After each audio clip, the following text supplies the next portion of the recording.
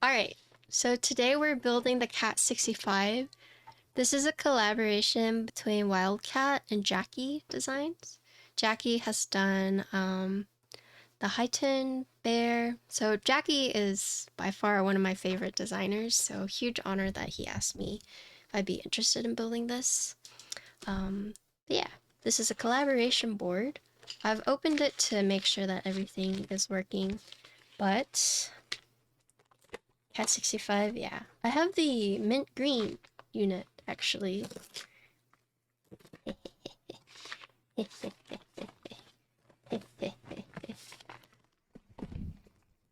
me open it for you all.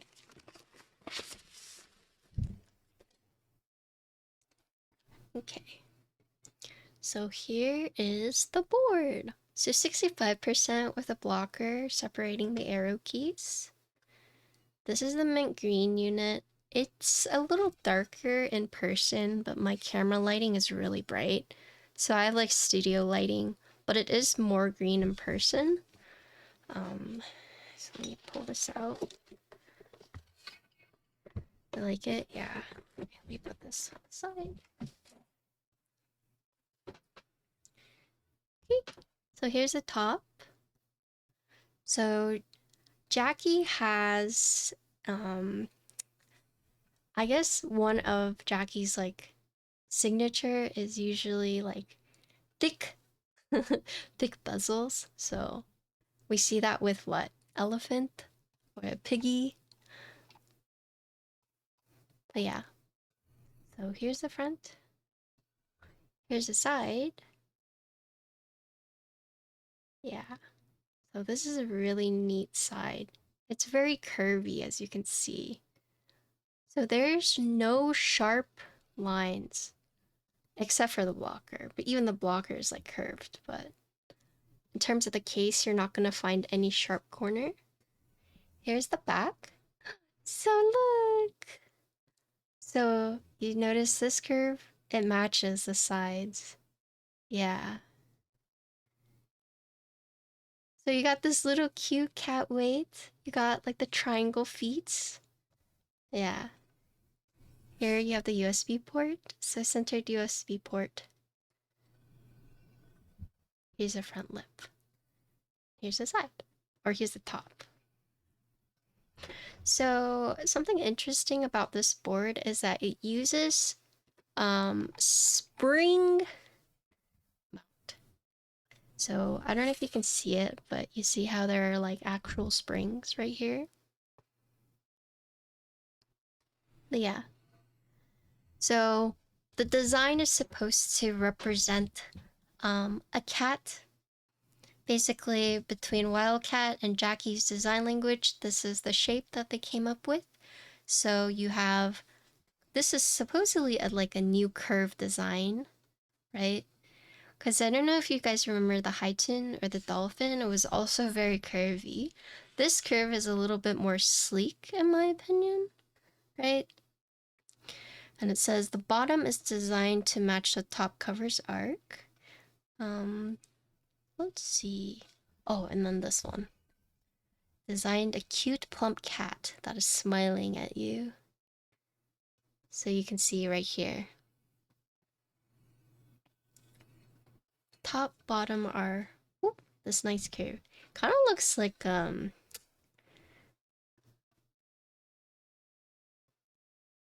remote control almost. I'm just kidding. Or a cell phone. Anyways, Jackie makes great boards, so will my piggy. Yeah, so I have I am in love with my bear. So it's like the only keyboard I use like every single day. Huge Jackie stan. But luckily I've been able to build the bear. What else have I built? The Highton or the Dolphin. Let me pull up his Discord because I think he has more information about this board also there. Where's his Discord? I have so many heckin' discords. I need to leave some. That's what I'll do tonight. I'll purge some of these discords. I've been dailying Bear for 10 months now, thanks to you. It's so good. Hello, that guy. What's up? Okay. Okay. Yeah, so there is a interest check. I'll just create an invite for this in case you guys are interested. A Jackie and XXW collab next. I mean, he's already created the bear, which is like my perfect board. Is that Bigfoot Bungo? It is. It is. Ginkgo board? Yeah, so I saw a board at a meetup where it was an Alice board and it had LEDs in the middle. And that's what I want to do for my Ginkgo board. So looks like Marker Chun has already posted some photos. There's an IC if you guys are interested in filling it out. Copy link for there. So that's the IC.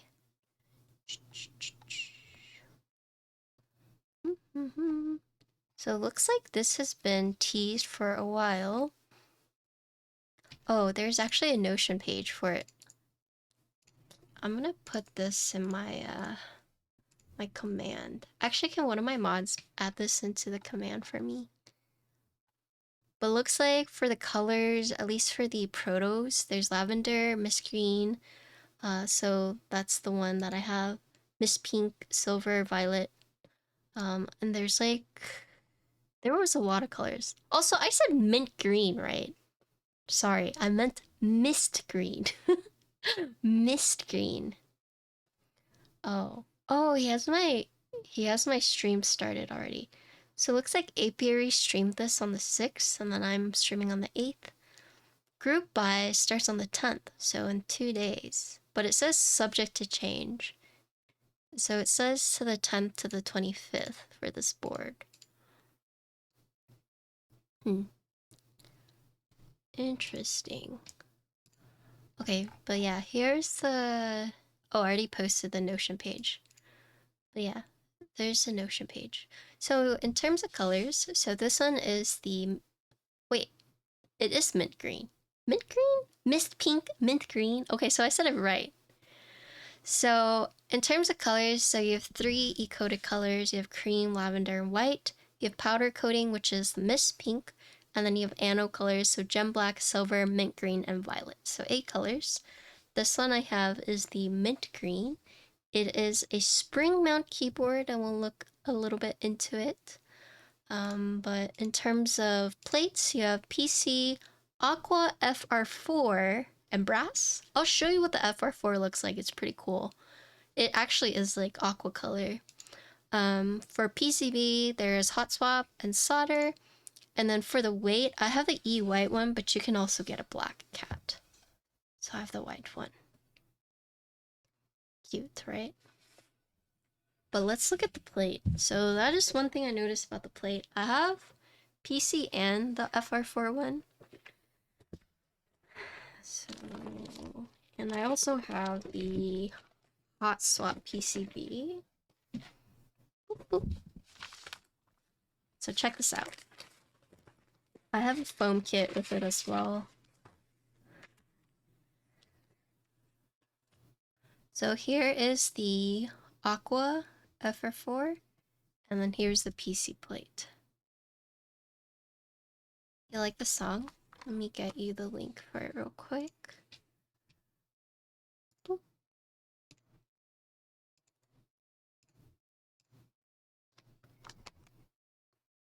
Yeah. So the Aqua FR4, it is a skeleton plate, as you can see, but it is like this nice aqua color. Ooh. And then you have the PC plate. Just a standard PC plate. You can see the mounting points. So you have 4 up top, and then you have 4 on the bottom. So a total of 8 mounting points. I don't know if there's any flux cuts with the brass, but there's cuts with the FR4, but no cuts for the PC. And then we can look at the PCB. So I have this hot swap version. It does use daughterboard JST.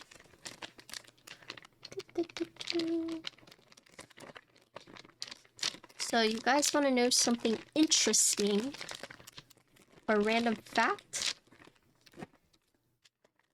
So the JST cable that you use, the orientation matters, because if you've ever made the mistake of burning your PCB, it could be there was no protector on the daughter board, on the PCB, or the cable you used was inverted. So I've made the mistake before of using the wrong JST cable, because it actually does have an orientation. The orientation matters. So if you've ever used a different JST cable and then it just didn't work and you're like, well, that's weird.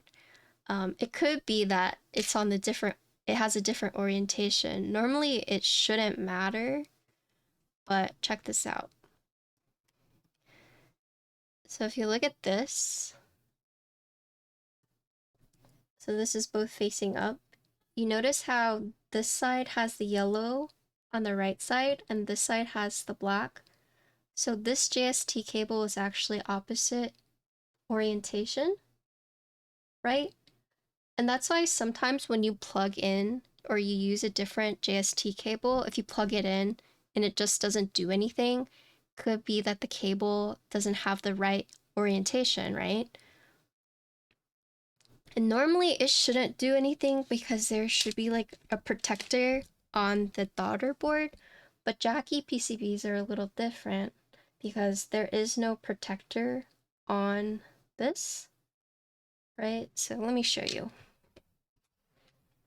Let me grab one.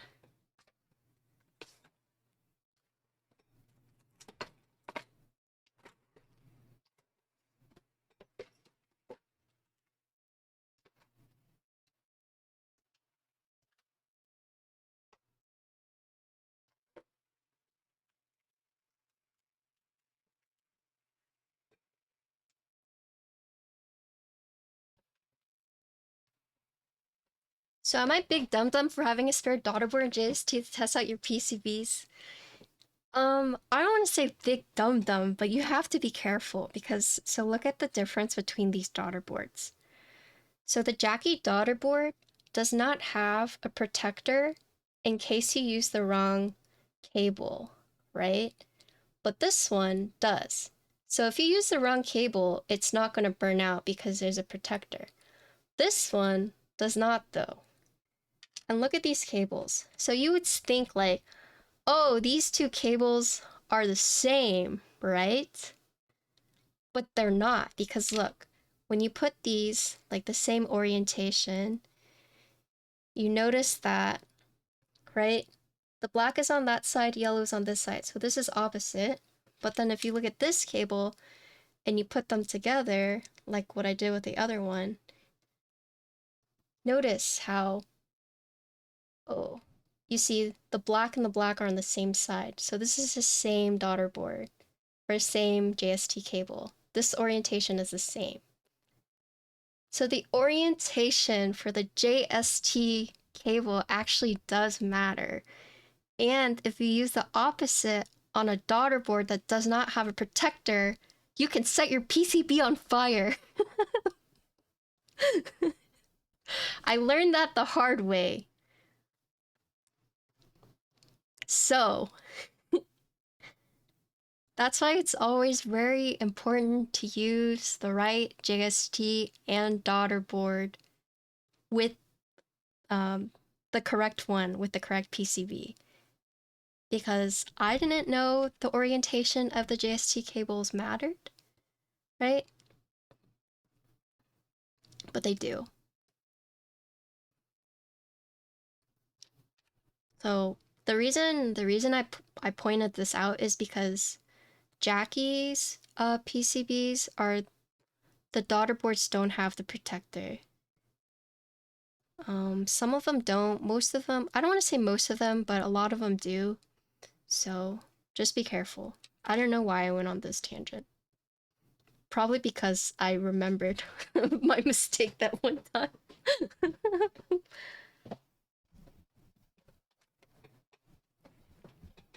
Yeah, but anyways, going off of that tangent, yeah, so it does use daughterboard.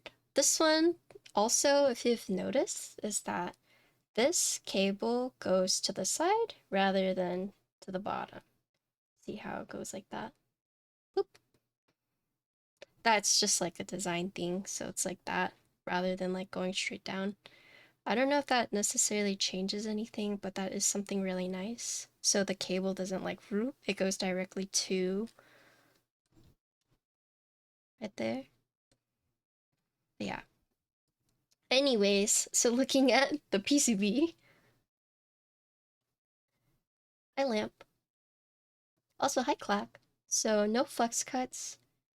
This is the hot swap version. So bottom layout is set. You have a choice of stepped or regular caps lock. I think that's the only... yeah, that's like the only choice you get. Right? Of course there is a solder version, but there's also an LED indicator for the caps lock, as you can see right here. But yeah, the hot swap layout is pretty much fixed except for the caps lock. The solder version, you can change the bottom layout. You can split the left shift, and there's ISO support as well. Yep, Wildcat. So you can see it's a collaboration with Wildcat Jackie. Cute. Finally, a second Jackie voice. I gave $50 off. Nice. And then we have foam. So let's look at the internals of this. Boop, boop. I don't know if you guys noticed, but it is a screwless case design, so meaning there's no visible screws. The screws are on top here.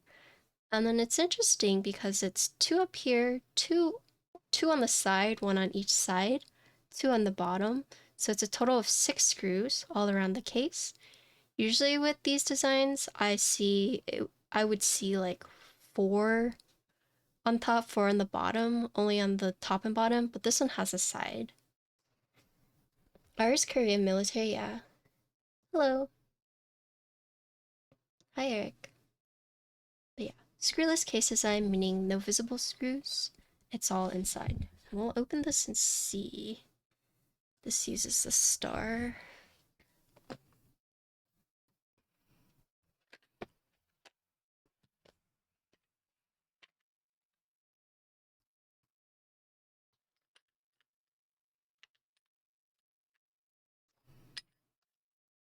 Okay.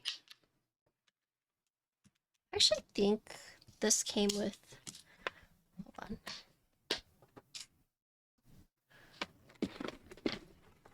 This came with a kit. So here are the springs, here are the feet. Gave me stickers as well. Extra screws came with the plate fork and the screwdriver I need. More springs, daughter board, and then, yeah, it's spring mounted.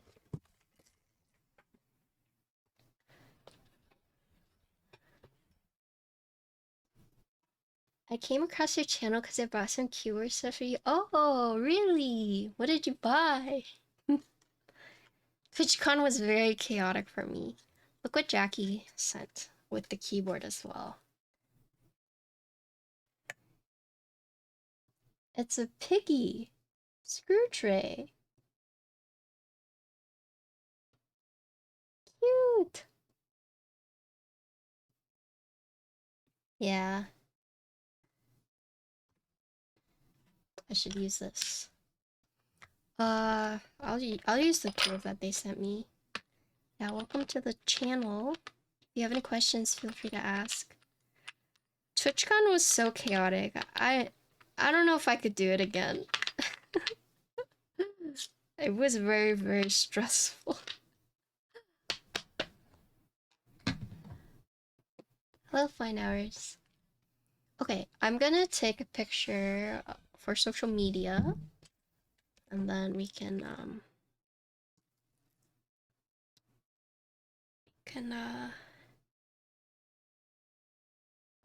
get started. I actually messed up this order.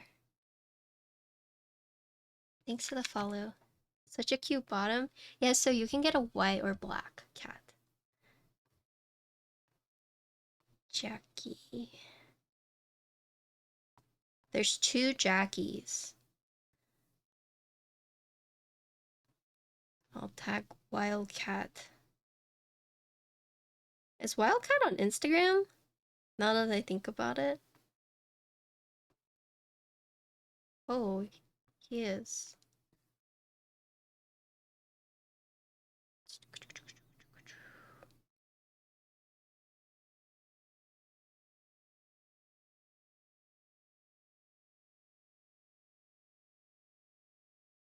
Okay. And then I'll link Twitch.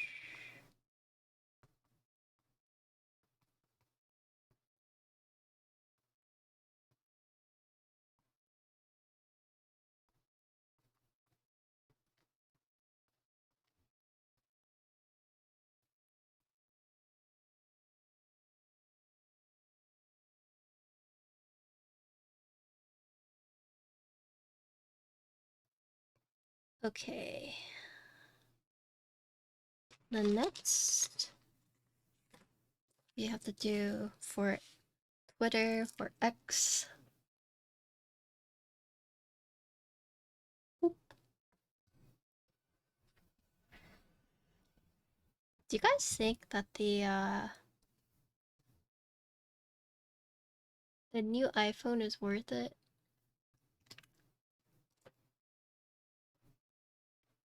I want to ask you about what I bought actually, about switches, purple stem, white housings. They're called haze switches. I have the 12.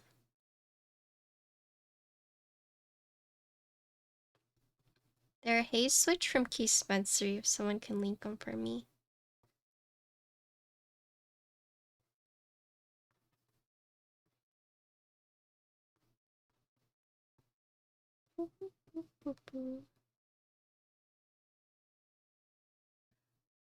Haze? Yeah. Yeah, there's a link. This is one that asked which keycaps would go good with the shiny gold case. Oh, I think we told you, like, Maestro, right? Like, that's what we had on hand.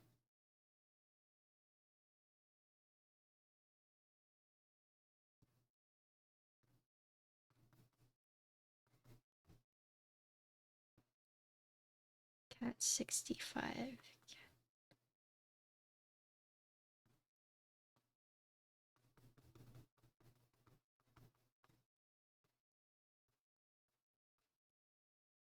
Shing shing.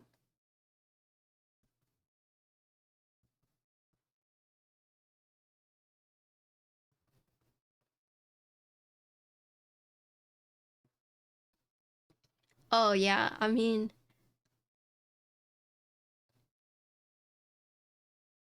it's kind of funny because I'll remember very like obscure stuff, but then I can't remember like important details to save my life sometimes.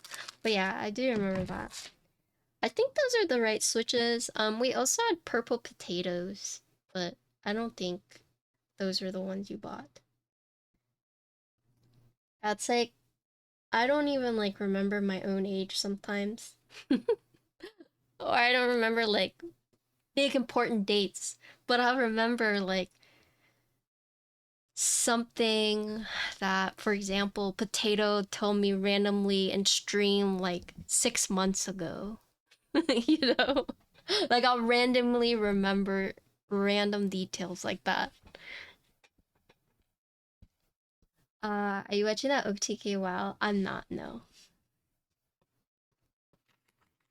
Okay. I've posted on social media. So now let us continue. Let me open the build so we can look at the spring mount. I don't even remember what I said. I mean, sometimes people will tell me like a story and then I'll remember it forever. just like randomly.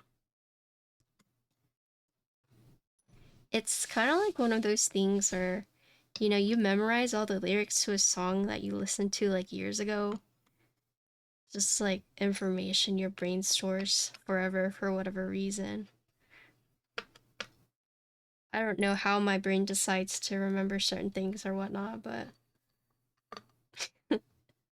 yeah. Okay, these are tiny screws.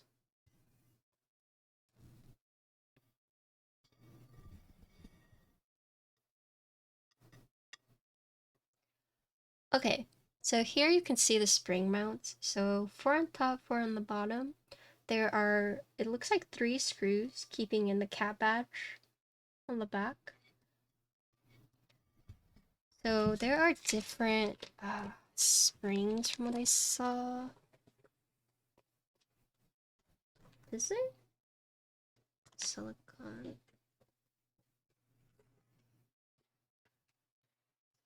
Okay. So the ones in here right now are 165. But I also have 115. And then there's also these silicone bits as well.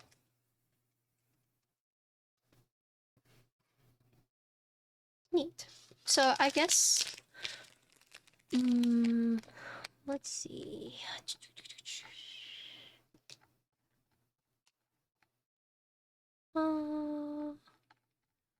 If you guys are interested in this, I don't know, have they already picked out the colors? Because there's 7 colors, but they're only offering 5. So I'm curious to see.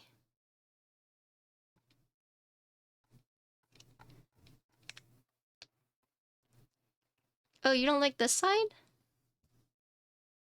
You don't like how it's round like this?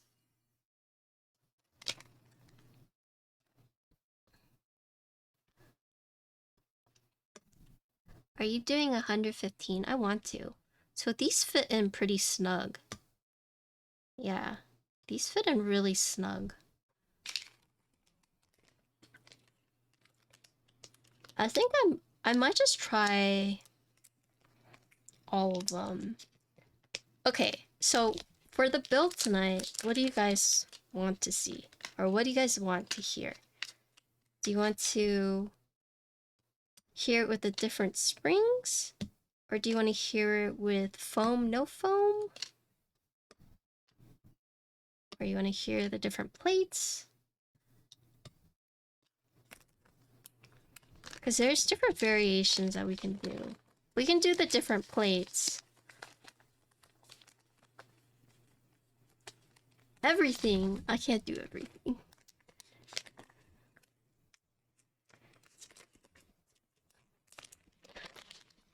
Different plates, no foam. Okay, I can do that.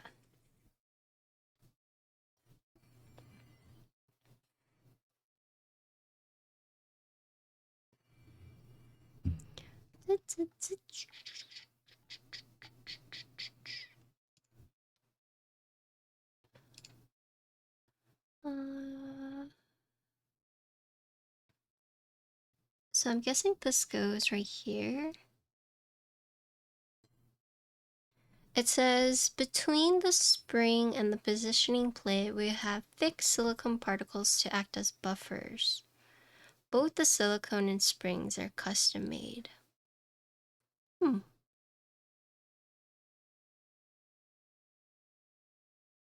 Inside the bottom shell, there will be a unique nameplate right here. We will provide a 5mm copper sheet. The copper sheet is optional. This time, stainless steel weights come as standard. Oh, okay, I see. Hi, Koala, what's up? Okay. So here we do have the silicone parts, which I'm assuming go on the side. We shall see. Okay. So we'll figure that out in a little bit. Let's go ahead and just get started on stabilizers, since that will take a while. And then we'll start with the FR4 plate. So with the hot swap, this one where it's going to be 6.25. Okay, cool. Let me go grab its stops.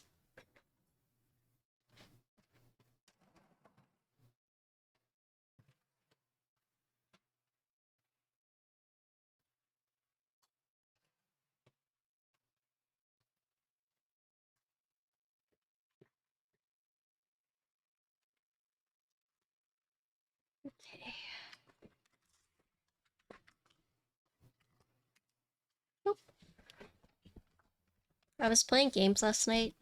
Yeah, off stream, but Peglin had this huge update, and I am trying to learn all the new pegs.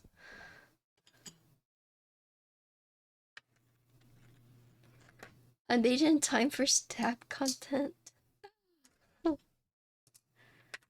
I'm glad you enjoy stab content. Here. Here. Did I play Peglin on my Steam Deck? I do, yeah. I do that.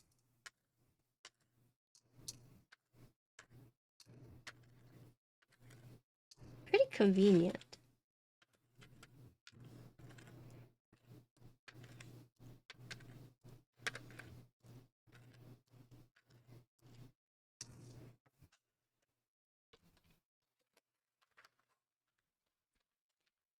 I think my finger's gonna blister. From what?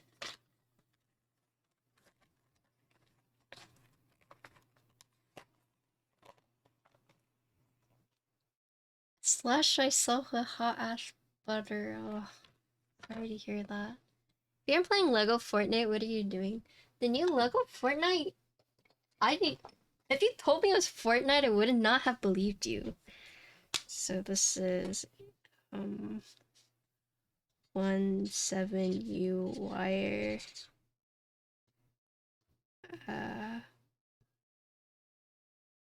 2.25 wire, and then one housing.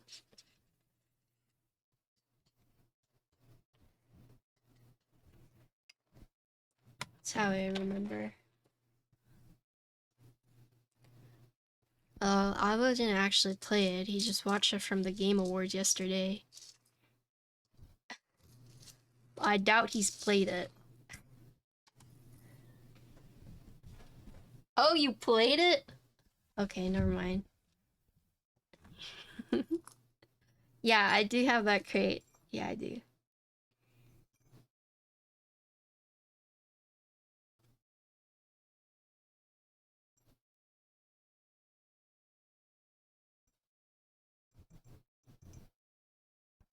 Oh boy. I played it for too long. What the?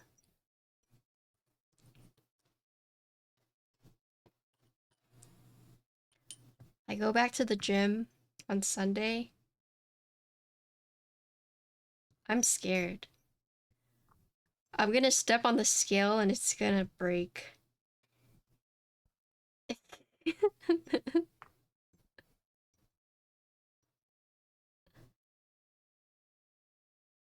Don't flex your new tattoo off. That already happened to you? You broke a scale?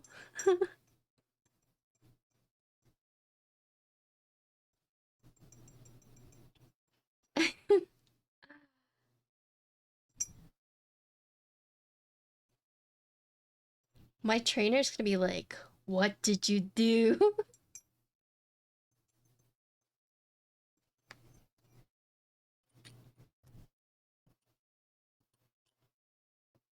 I'm excited though.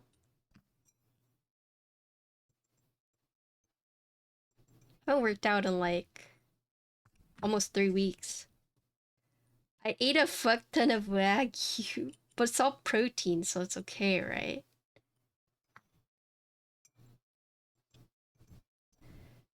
It makes it okay, right?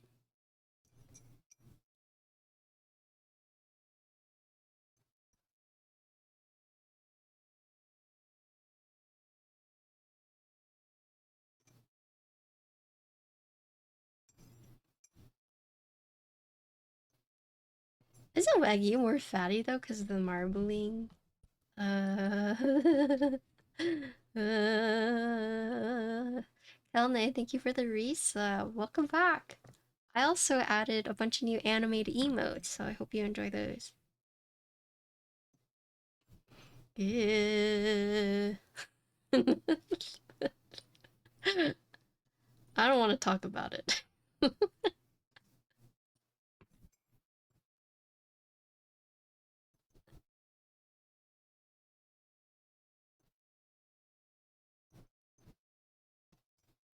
Yeah, yeah.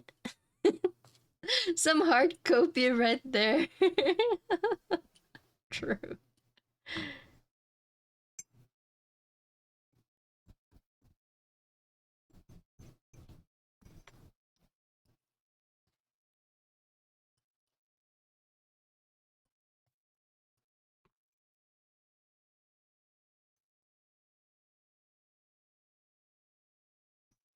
Okay, cool.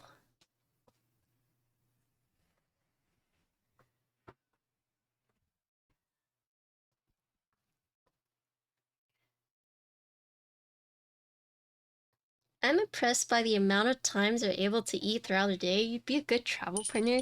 That's what I'm saying. Connor hates traveling with me because I eat too much. But it's like, when you're in a new place, you want to be able to try everything, right? Thank you. Thank you for recognizing my potential and saying it would be good instead of bad.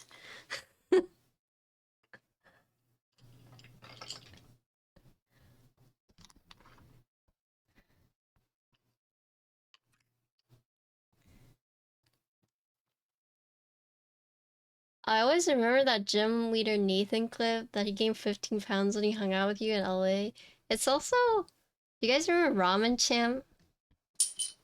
How he was like, I love and hate eating with Patty.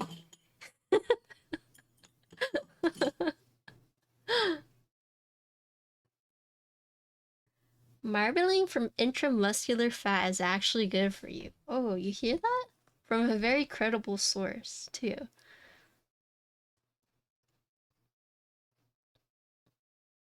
I like when we go and we get big meals and we all share. That's like ideal.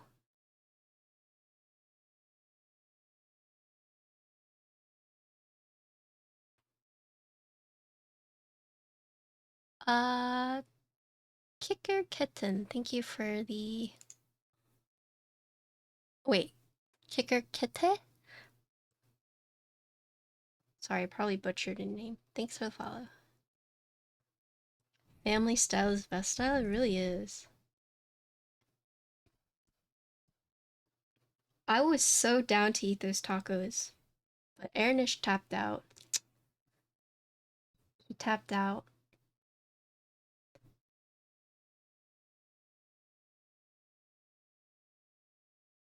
I should have just been like, yeah, let's do it.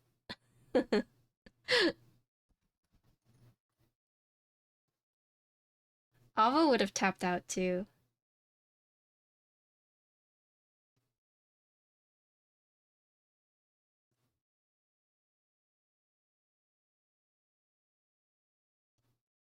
Imagine eating the salty ass Cantonese steamed fish by yourself.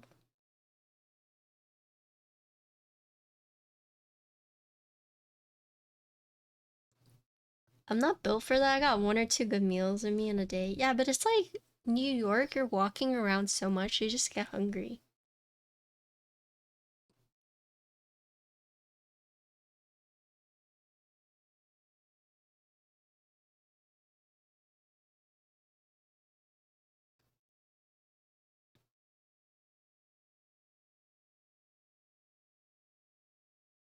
If I moved to New York, where should I live?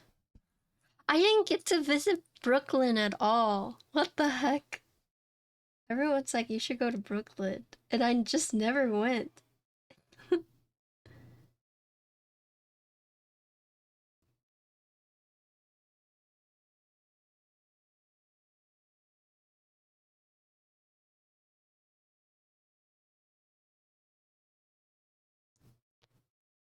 Alvi, thanks for the follow.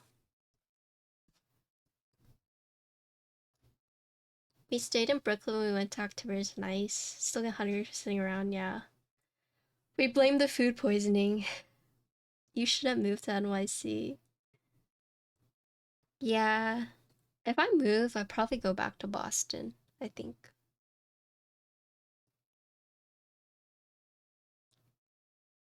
You ate so good on your trip and made me sad I live in Idaho. I mean, you used to live in Austin. So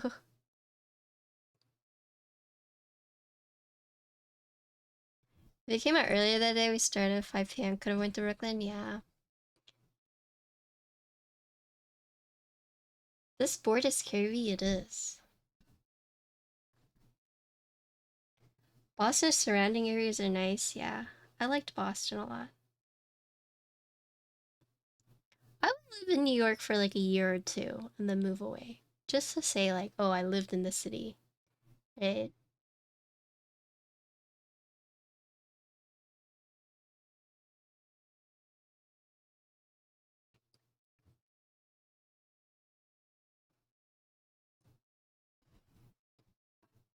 it does suck. Means you have to come back. I mean, I hated it in Boston when I first moved there because I had no idea what seasonal depression was until I moved there. Then I understood. So, as someone like from Texas, having the sun up until like 7, going to a place where the sun is down by like 4, that was miserable.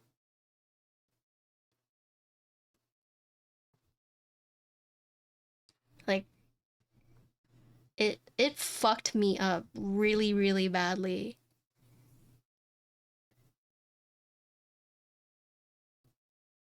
Does the mint green look darker in person? It does. So I have like big studio lighting.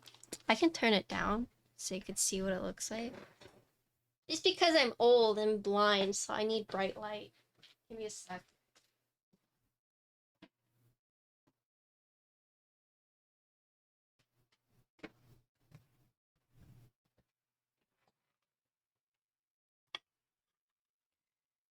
So yeah, it is more green in person.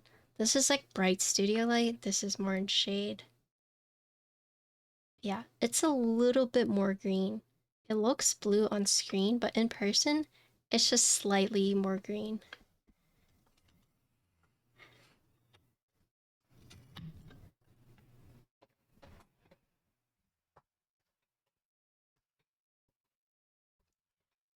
Uh,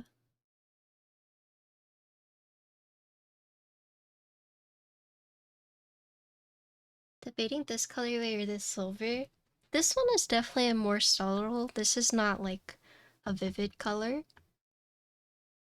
but I think matching this will be like a little harder. So I guess it depends like how into matching you are.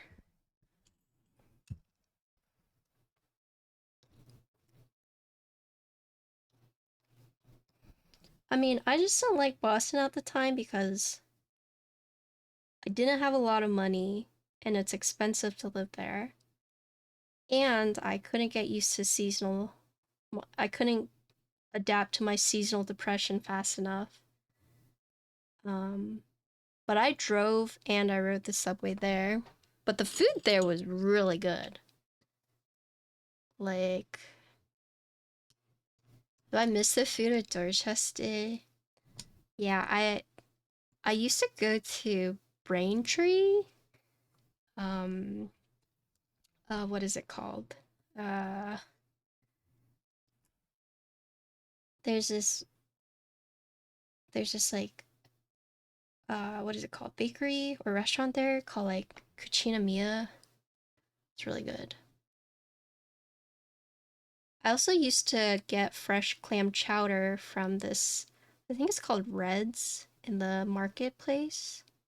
Really expensive, but it was fresh. And it was one of the few places that I could actually eat the shellfish there because they caught it fresh on the boat that morning.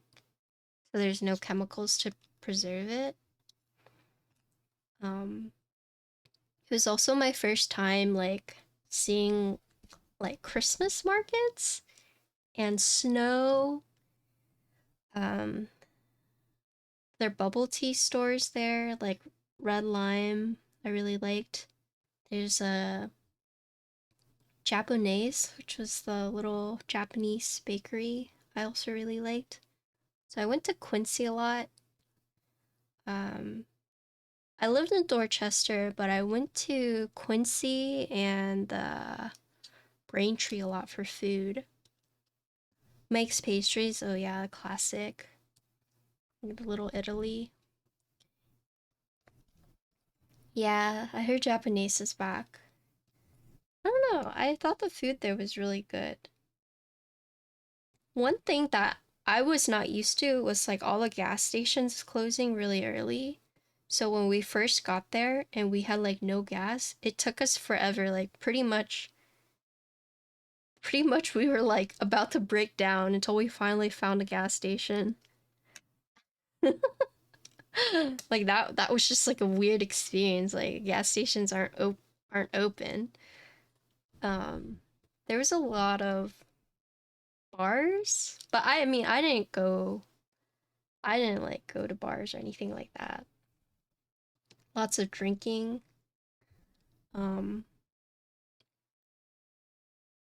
I think one of my fondest memories though is in Dorchester there was this like Viet restaurant where you could get a bowl of pho for like $5. Um and we would just go and get a bowl of pho when it was like really cold. Yeah, the prices have been raised, but uh oh, oh, dang. I mean, inflation is to be expected, right?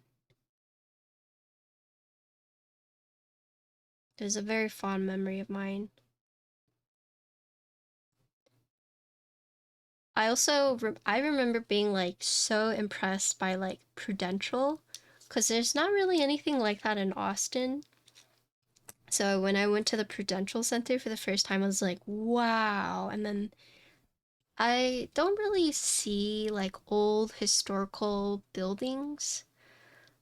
So there was another marketplace that had, it was just like food courts at the bottom, and then there's like a Uniqlo in it as well at the end. I forget what it's called. Um, but Boston was like my first experience like living in the city. It was it was a good experience, but I was very lonely there because I didn't really know anyone. And I also didn't really know how to meet people. I still don't really. At least like in person, you know. I did kind of connect with some of the Twitch Boston people. Um, but overall, I would say that in terms of friends from Boston, I didn't really make any friends while I was there. All the friends I made were like online. Yeah, it was a struggle because like it's expensive to live there, and I had like no money. I did like the Chinatown though. There's this like dumpling place in Chinatown where it was part of like a bunch of other markets, but you could oh shit. But you could just like buy bags of dumplings. No, Justin's from New York.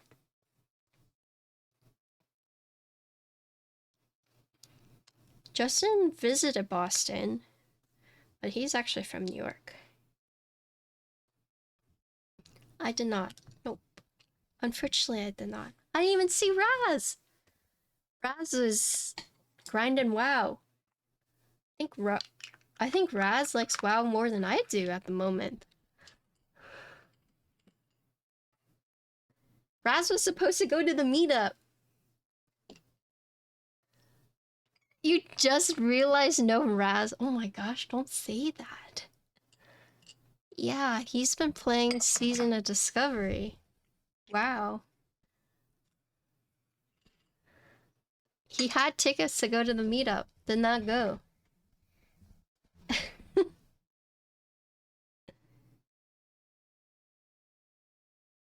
Emily A. Youngie is also there, but I missed her too.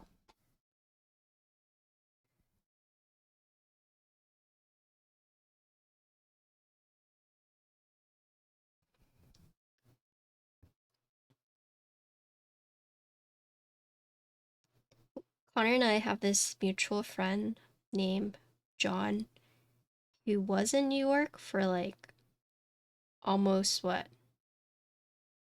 I want to say 10 years or 8 years, but he had like a condo in Brooklyn.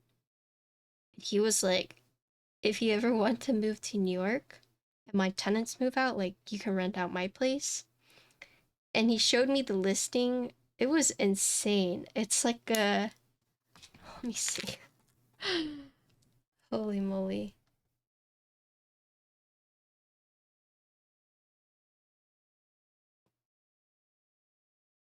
Let me find it.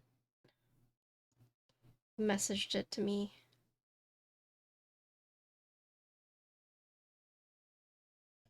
It was like a 3-bedroom, 2-bath condo in Brooklyn that sold for $1 million. And he was like, you can rent it from me. And I was like, I think that's like out of my tax bracket.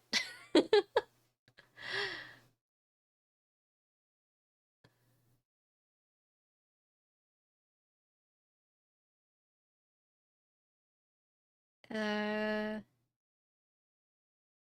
Williamsburg, Brooklyn. Priced at $1.2 million.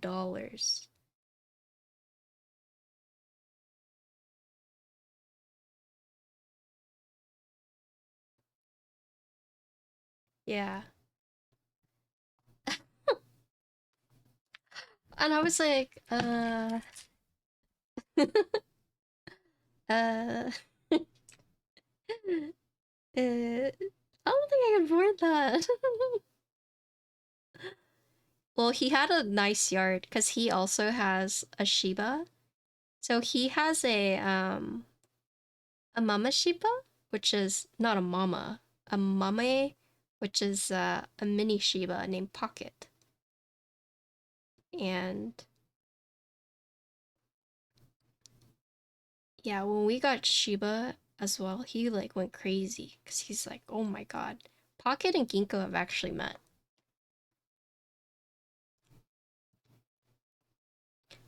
Yeah, he's renting it out because literally a month before we went to go visit New York, he just moved to California for his partner because she got accepted to be like a curator in LA and like he can work remote, so they decided to go for her job. So he rented out his condo, but he saved up all those years and finally bought a condo only to like have to leave from it like a year and a half later. But it has a nice yard for Pocket.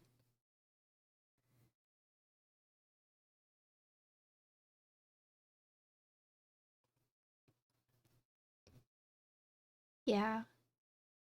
But I mean, ideally we would have tried to stay with him when we went, and he was like, I literally just moved. He got, I think he was like a little pissed off because he's like, I've been here for like 10 years. You guys have only visited me like twice.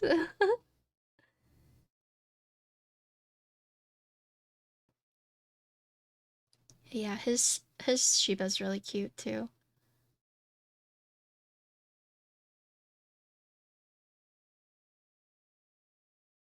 But Pocket and Ginkgo were not into each other.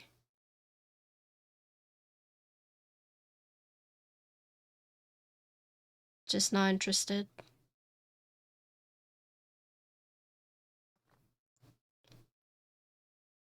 We just need to all split one of those 5-floor old houses. I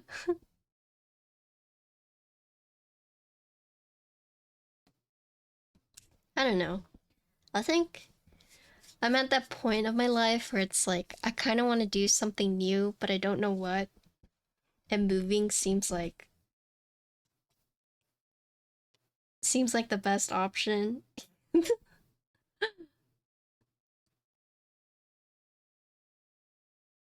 I think I'll always end up back in Austin no matter what, but I don't know.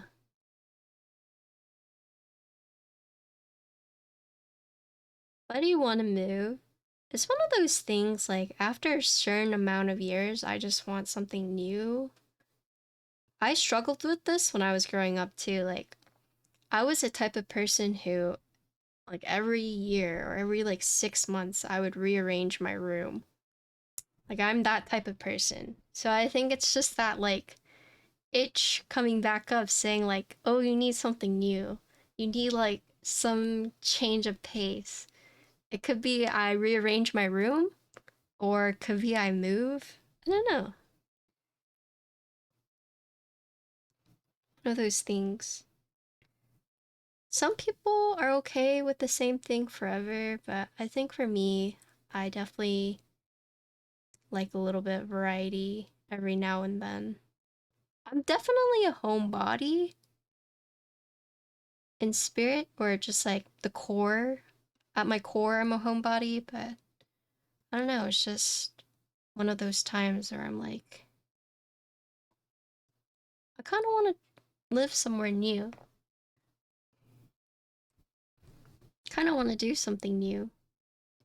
So I've been thinking a lot lately, like how much longer I want to like pursue like streaming and doing content.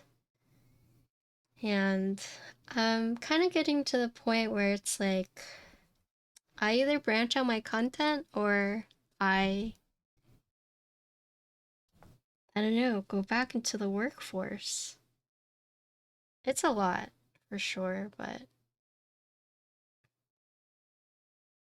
I don't I don't know like how sustainable this is. While it's like really nice to have my own schedule, it's like realistically I don't like make enough from content creation to like live really comfortably, and it's definitely something I have to like think and consider, especially like if I want to do things. Like don't get me wrong, I've gotten a lot of opportunity from like streaming, but at the end of the day, like do I really make that much from this? Not really. Do I want to do stuff? Yeah, and it costs money to do that kind of stuff. So it's a little sad thinking about it. But I'm also trying to be like as realistic as possible.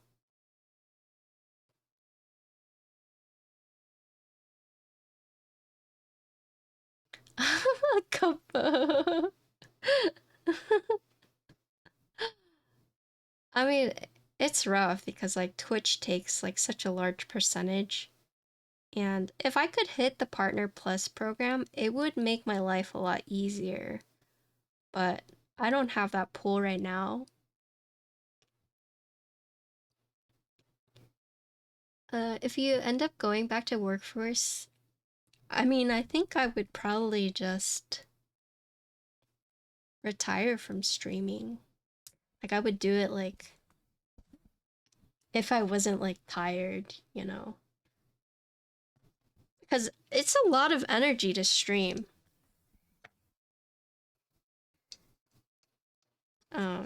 It's like something I've gotten used to, but I don't know.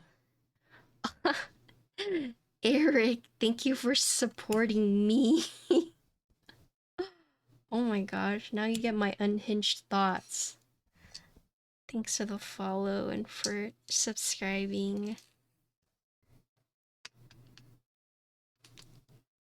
I feel like I get pretty emotional on my Ko-fi. Hi, Rose. I'm making a cat keyboard today.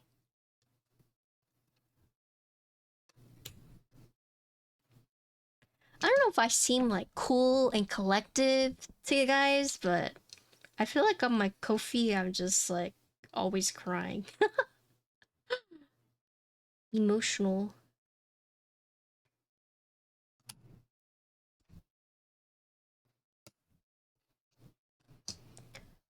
Does take a lot of energy to stream. Content creation is definitely tougher than it looks. Yeah, I mean, I feel like I've hit like a stalemate? Or I've hit a wall? And I don't know how to get past that wall. I don't know what to do. That's what Keycaps is.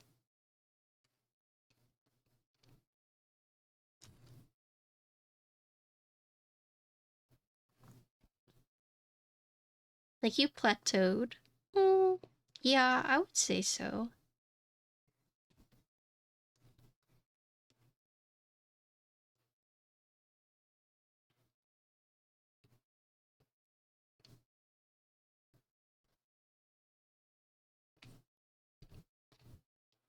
Long save, I mean, it's a very visceral clip. Wouldn't you say? Can't be cheap for that kind of stuff.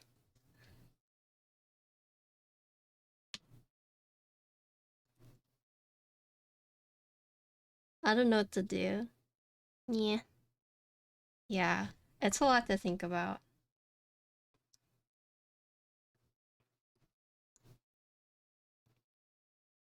The thing is, like, if I went back to the workforce, I don't think I would even do web dev. I think I would, like, find a new career path. Like, I think I would do, like, not even web design. Like, I'm like seriously tempted to maybe like look into like cybersecurity. I don't know. Like, just teach myself cybersecurity stuff.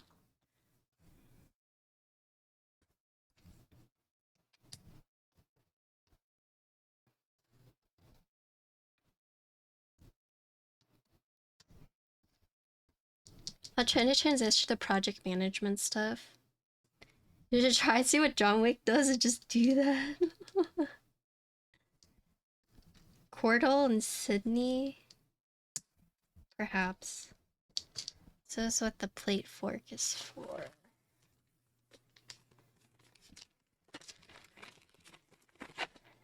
I don't know if I want to go back into web dev.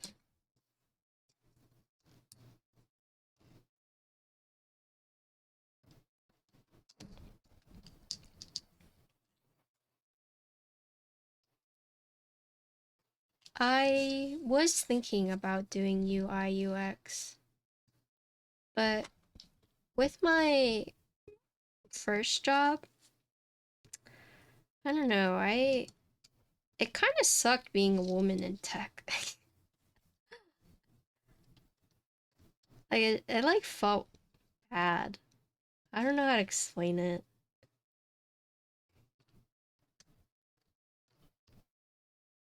Yeah, what's up, asterisk?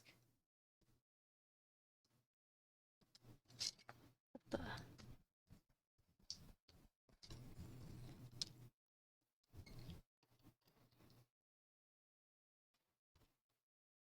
I'm a woman in tech. It's not the worst if you find a good company.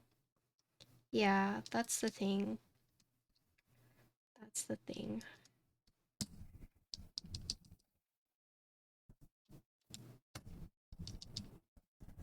I personally don't like dealing with workplace politics. And I don't want to say it's always an issue, but I'm just worried.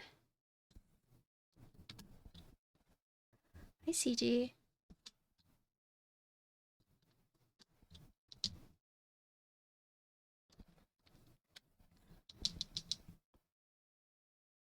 That's why I work for myself. Yeah,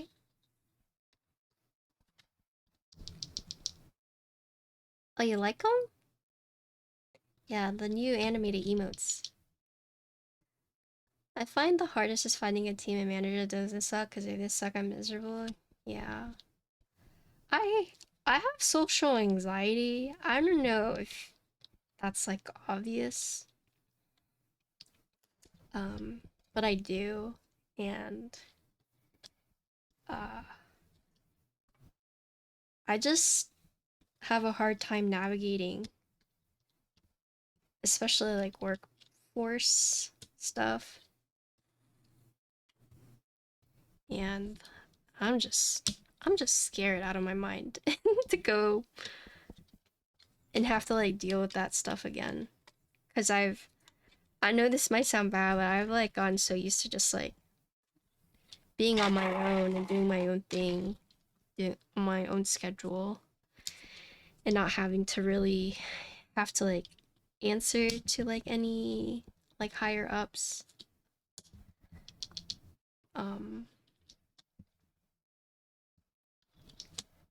So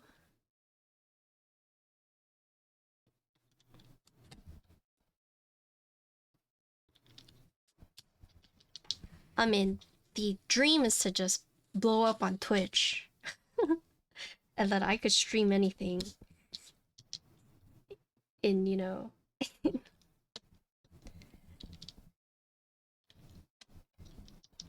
if if I made enough from Twitch, I would just stream like 12 hours a day.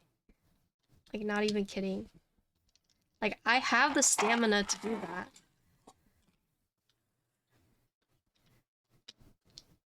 Like, I would legit just transition to Twitch only. But unfortunately, it's like, in order to grow my Twitch, I have to grow my other platforms, which I have to do off stream.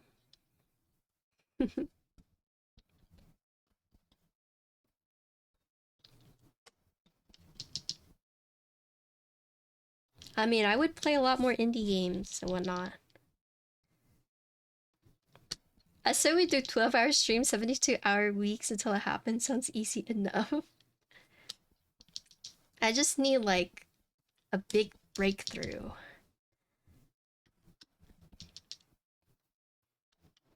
Because I think I have the consistency. I just need the breakthrough, you know?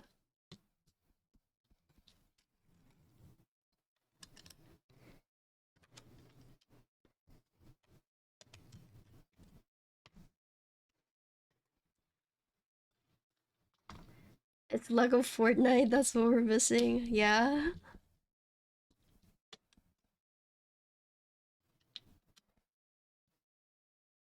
I think I just need to suck it up. I just need to suck it up. Update my resume. See what's out there. Yeah.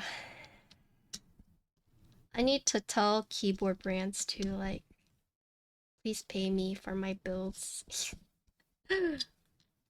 Stuff like that.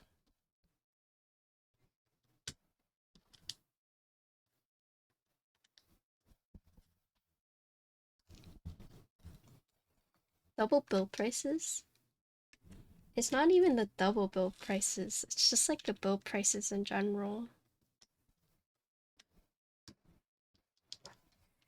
Ugh. See you later. Thanks for stopping by. Appreciate it. Good night. Where's the thing? What thing?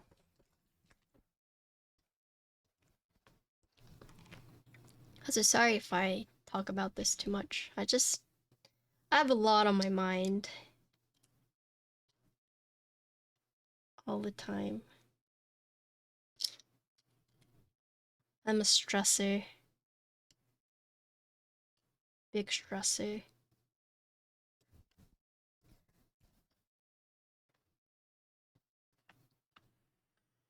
Okay, so I'm gonna try and use 115.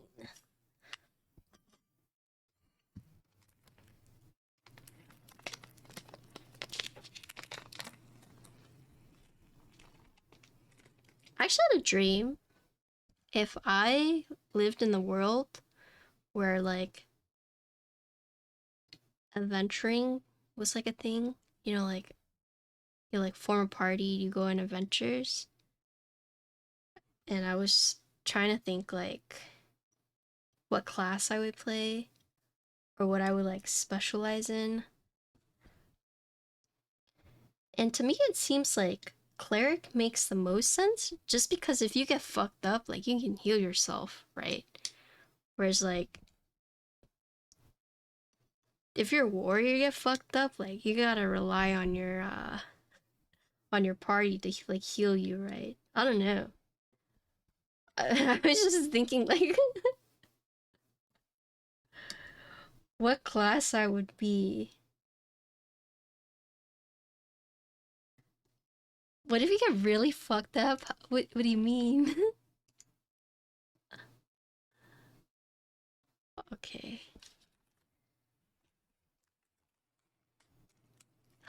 I'll be a cleric.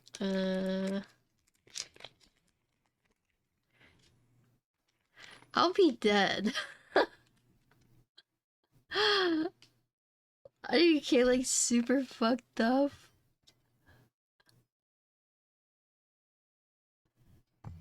Lethal strike or whatever.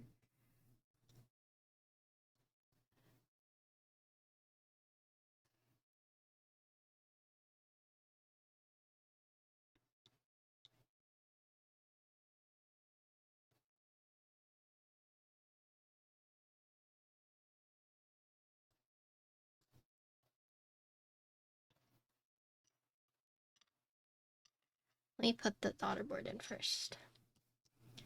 Timothy, he would be a bard for sure.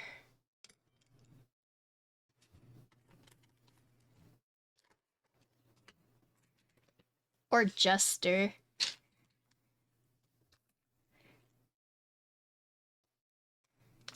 Where's the daughter board stuff? Oh, it's right here.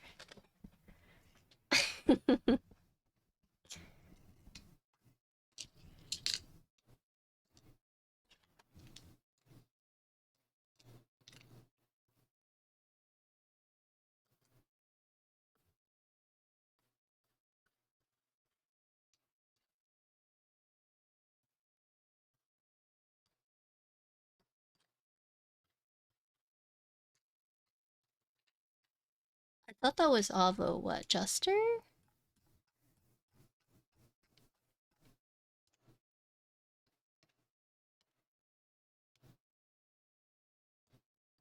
Oops.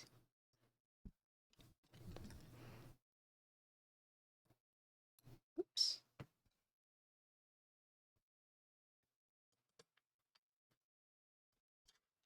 Oh my gosh. Don't do that.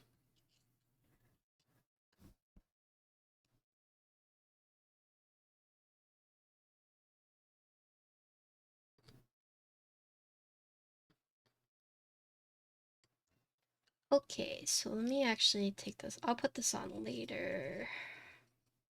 Oop. Put this on now. Oop.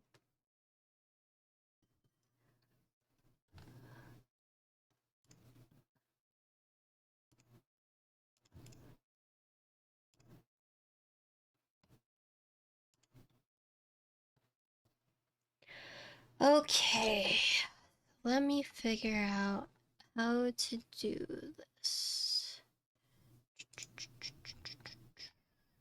So these are the two springs. Okay, so for these, it goes this top. Okay, so here's what the silicone bits look like. So the springs and the silicone are all custom made. But here's what the silicone looks like. Oh, okay, like right here. I don't know if you guys can see that. But on the plate, it has these little tabs that you can put the silicone piece in, right? If you can see that. So these slide into the plate like this, I'm guessing. Like that. Uh, So the little, I guess, nipple part goes down and rests on the spring. So you take all these silicone parts, slide it in. Yeah, come on.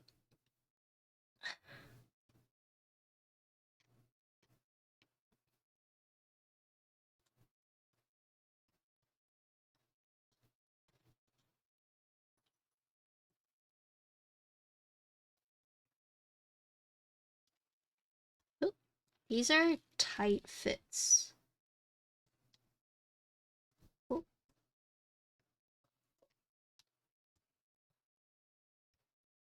okay. Boscos, thank you for the resub. How you doing? Wait, wait, was that double alerts? Did I miss something?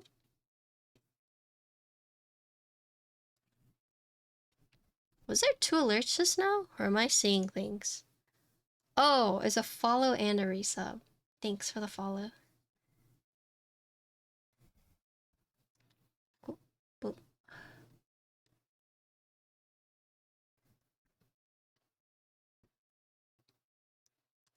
Oh, we have the new animated emotes. Like, pretty excited for that. When are we gonna listen to Mariah? Never. You wanna listen to Mariah? Just go to a Macy's.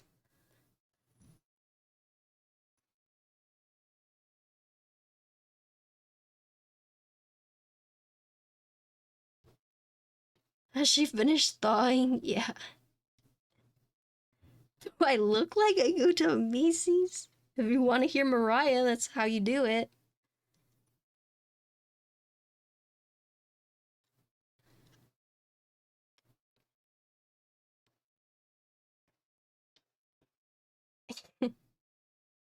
And this, I'm guessing, just like sits on top.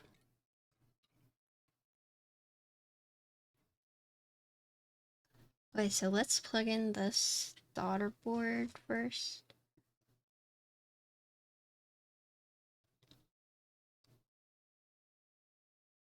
Eggnog. Do you guys actually like eggnog?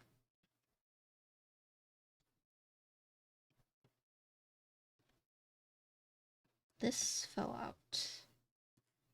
With rum, yeah. I don't think I've ever had eggnog. I think I've always been too scared to have it. I don't know why. Maybe because I've seen so many movies or like they like knock on eggnog.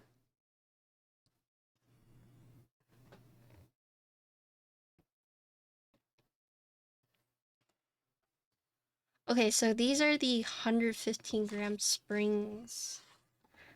We put this on.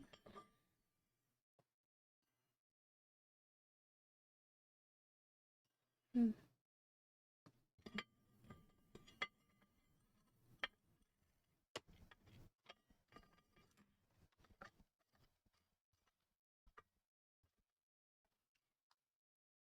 I wonder if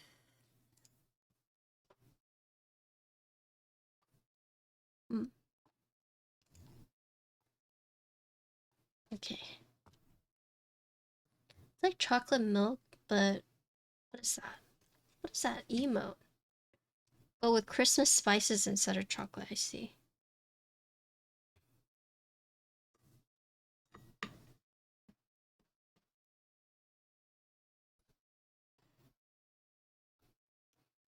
What does eggnog taste like? Wait, I just asked that, sorry. It's like chocolate milk. Oh no, that's rum with egg. No, what does plain eggnog taste like? Like without rum? Or does it still just taste like chocolate?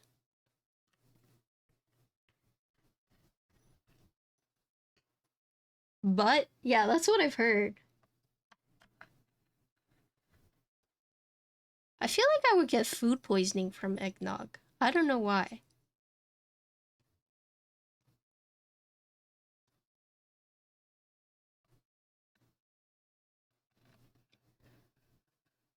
Like melted ice cream or ginger? Ginger? Gross. I hate ginger for some reason. I cannot. The only time I'll tolerate ginger is with Asian food. Oh boy, that is very bouncy. Okay, is this cinnamon or ginger? What the hell? That is a big difference.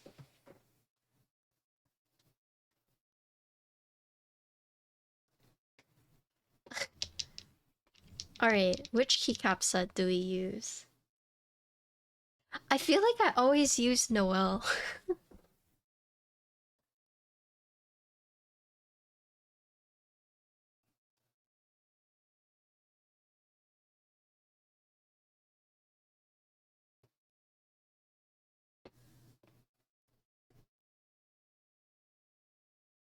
I don't know, it's just ginger is like the retrocast. You could do keycap list. We can see which keycaps we have. Hi soundtrack, how you doing? Thanks. So...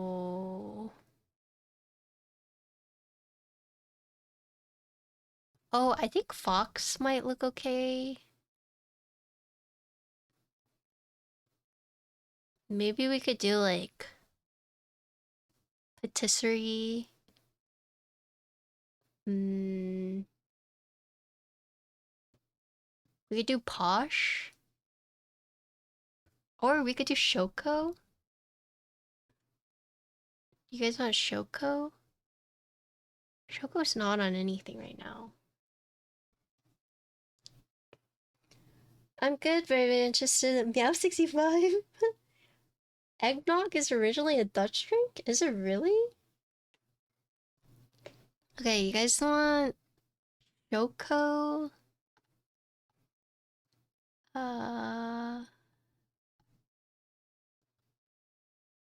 Oh, Sogurt would maybe look good. I could take it off Kaze.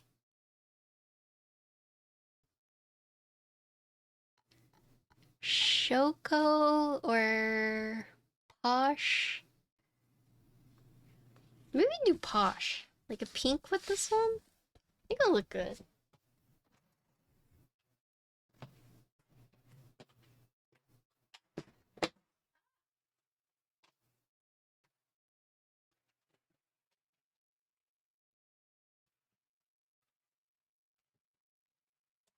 White on black? Who has time for white on black?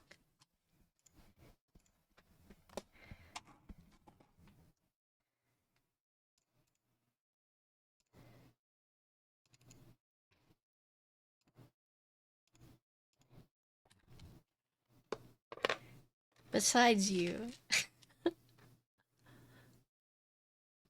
White on black's so boring? That's what I'm saying.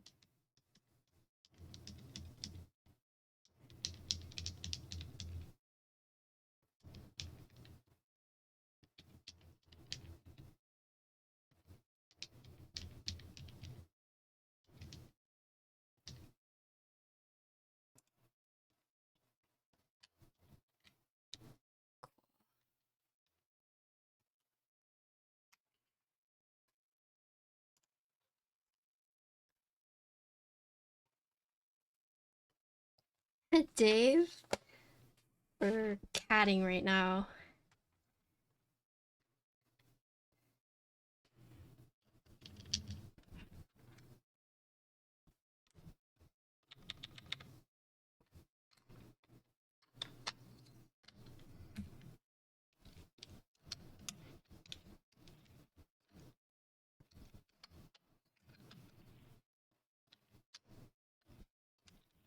This is very bouncy.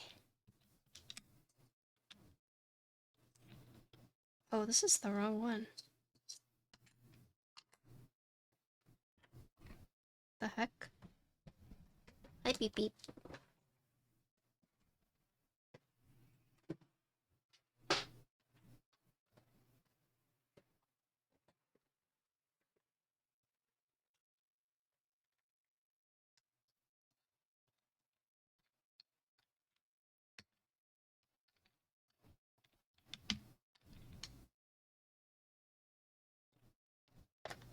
This is the wrong one too!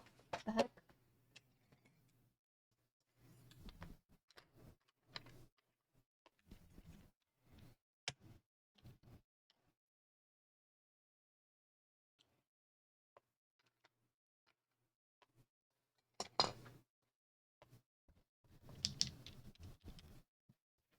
What am I doing? I have the white one.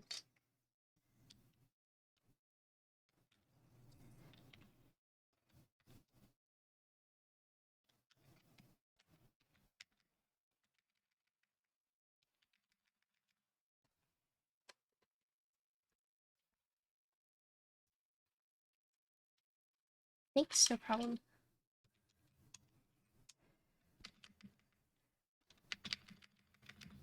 This is very bouncy. Maybe I should go for the heavier one.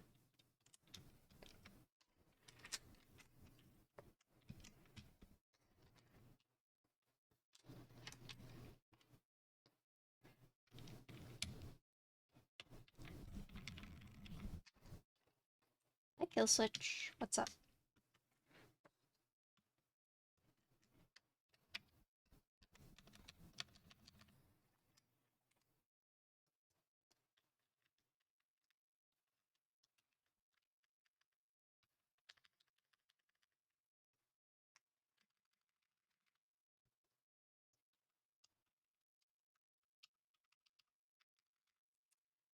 So for the stabilizer for the spacebar, the bottom one is a little loose. So I actually think for this board I would use, instead of clip-ins, I would personally use screw-ins.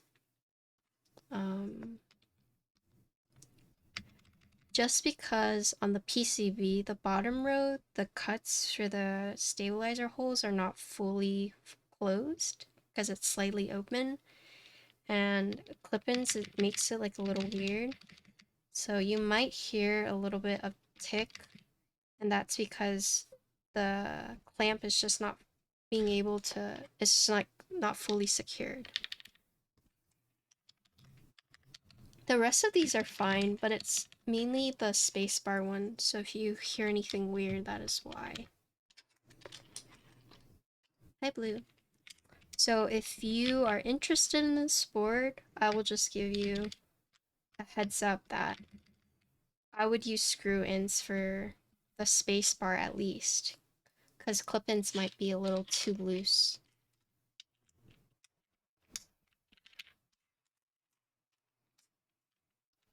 It'll probably just be more secure if you use screw-ins.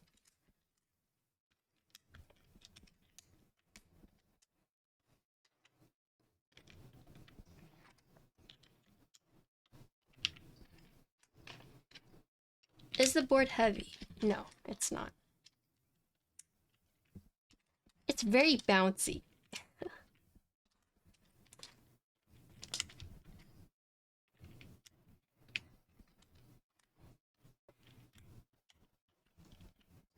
But granted, I'm using the 115 spring weight. There's also 165.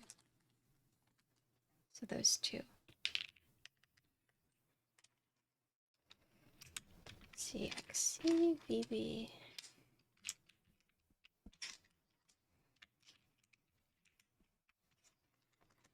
Hydrate. I would hydrate if I had a drink. Oh, look at this cup that Key sent me. Another key-rific holiday Xing Xing. Best proper way to wash clean keycaps, warm water and soap is fine. Some people swear by dental tabs, but yeah, I just use warm water and soap. Oh, Justin DN, thank you for the Prime. Oh, we can use XXW Prime now. Thanks for the Prime sub. We just added our new animated emotes, so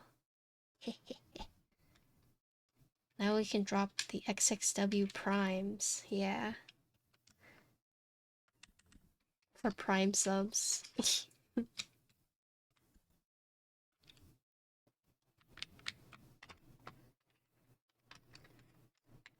Thank you, yeah, no problem.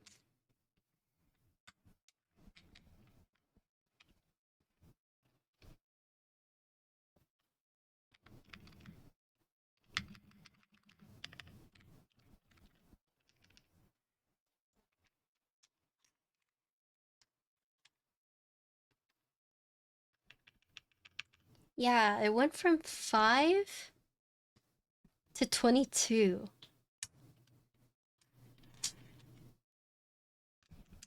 And I'm like a serial emote commissioner. Like anytime someone has like a YCH, so your character here emote, I just go crazy and I always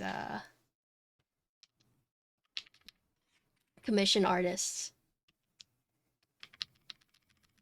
Yeah, I love emo artists. So anytime I see like a your character here, open slots, I get it done. So for example, like the spin, the nodders, the wiggle, those are all like emo artists that opened up their your character here ones, and I just commissioned them. Cause I like my emo artists, but her queues are very long, so sometimes I just have other artists that I commission.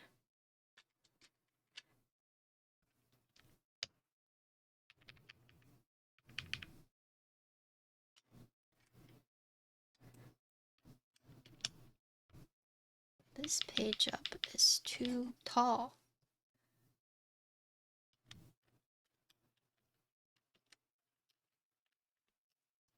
Oh, so the Christmas ones, I Christmasified them.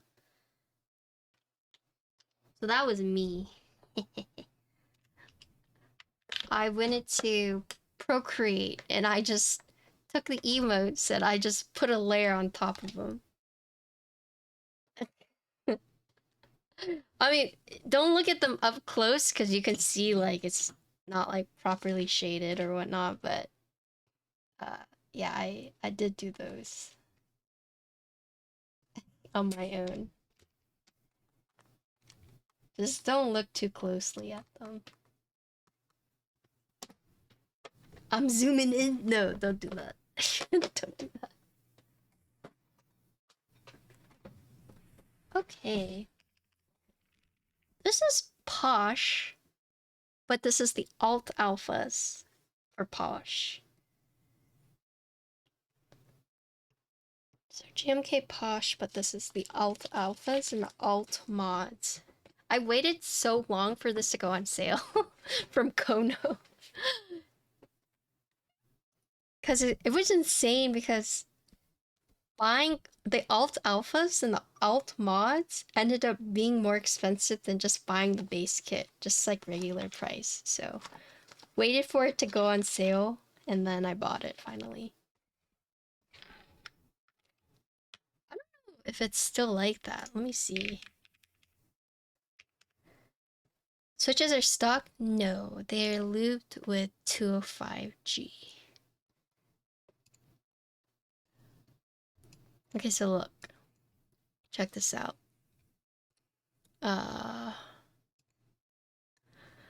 So the base is 199. So 200. But the alt alphas are 110. And then alt mods, for some reason, are 120. So 110 plus 120, so it's 230, right?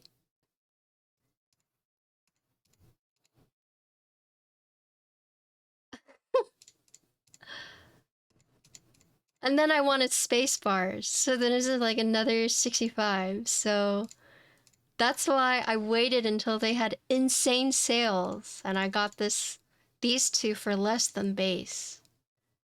Yeah. Yeah, that's what I'm saying. That was crazy. But this is why you don't see it very often, because they're so freaking expensive. I know. I did not buy this at I did not buy this at retail. Just so you guys know. I waited a very long time. And so I think a lot of people did the same because it's all gone now. But Posh was in stock for a very long time. That's crazy, right? That's what I'm saying. Okay. Did I get truffles? I don't remember if I did. I do not remember. Am I scared to type on this? No. It'll be okay. So, okay. So one thing I want to point out about the design is that because it uses spring mounting, there's no, I guess, there's no anchor point to keep it. So what I mean by that is that you see how I just pushed this all the way up? And then I can push it all the way down. So if you notice that like this is touching, you just have to like readjust it. Like that. Right? But that's because it's spring mounted and there's like no anchor point to really keep it in place. Because I feel like if you did that, that would defeat the purpose of the spring mounting. So whenever you're assembling this, you just have to make sure that you align it correctly. So there are like, so this is how the mounting works. In case you guys are like, how does it work? So here you have the spring, right? Does it affect typing? No, it shouldn't. So here's the spring. It goes on the bottom case. And this fitment with the bottom case, pretty tight. It actually kind of clicks in whenever you put it on. So the fitment there is pretty good. You have these silicone sliding things or silicone gasket looking things. So you have the smaller one on top, the bigger one in the middle, and then you have just like this pointy at the bottom. So this middle part is where it would go onto the plate. So this smaller one would be on top. And then whenever you align it, it goes like this. So the bigger silicone at the bottom acts as a plug for the spring. You can see it kind of works like that. Hopefully this is clear enough, but let me show you guys. So the plate is right here. So you see how it has this little tooth thing? You would slide the silicone gasket in. So this is what it would look like. So you can see smaller ones on top, and then you can see the bigger one right there. And then this would then rest on the springs on the bottom case. Like this. So the bigger part on the silicone bottom acts as a plug for the spring. So it should just rest, and it shouldn't go through. But as you can see, there's nothing really to align it. That's the reason you have this part right here. This like nipple part.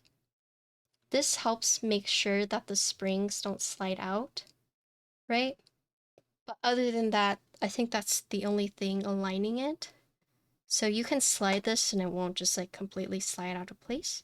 But from what I can tell, you still do have to make sure you align it properly and then screw it in tightly. But if you notice, yeah, it can go all the way down or all the way up. And then another thing to note is I would recommend using screw-in stabilizers, at least for the spacebar. With the TX that I'm using, it's a little loose, so you might hear a little bit of ticking, but hopefully not. Okay, but anyways, let us... Can you push and E alphas fully? Like, push it down? Like, oh shit, oops. What do you mean? Alright, this is like plugged in. So these are pretty thick springs. So this is the lightest one, right? And it takes a lot of pressure, as you can see, to push it all the way down. So if you're worried about it like going all the way, especially when typing on the alphas, I would say it's not really an issue. At least if you're typing. If you're like physically pushing it in, then yeah, but typing wise should be alright.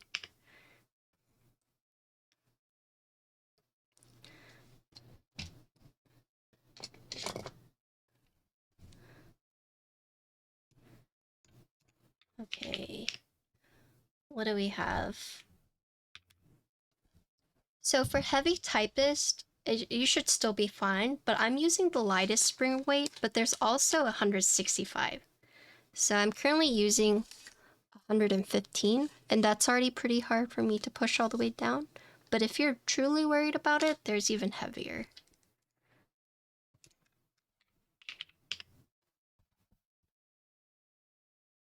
Pastel. Oh my god, my eyes.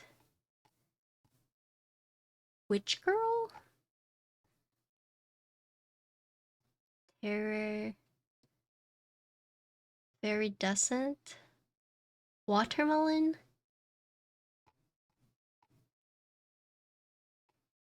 Is there...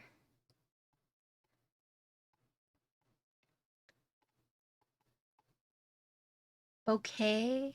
I'm waiting on my bouquet. Cam bouquet? Maybe we'll use it.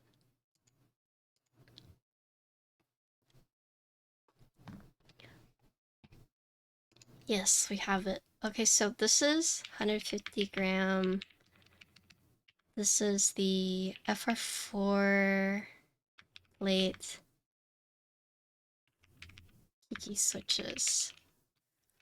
Oh, no foam. Okay, give me a sec.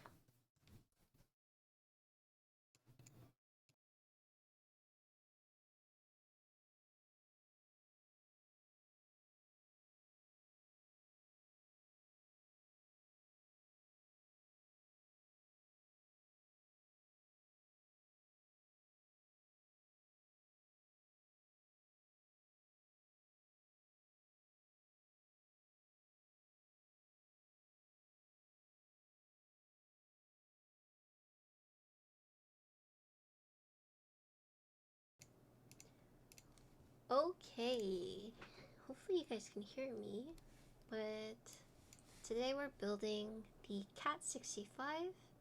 This is with the FR4 plate. We're using no foam. We're using the 115 gram spring mount. And we're using BSUN Kiki switches, the blue variations. And this is GMK Posh, the alt alphas. So TLDR, FR4 plate, no foam, 150 gram springs.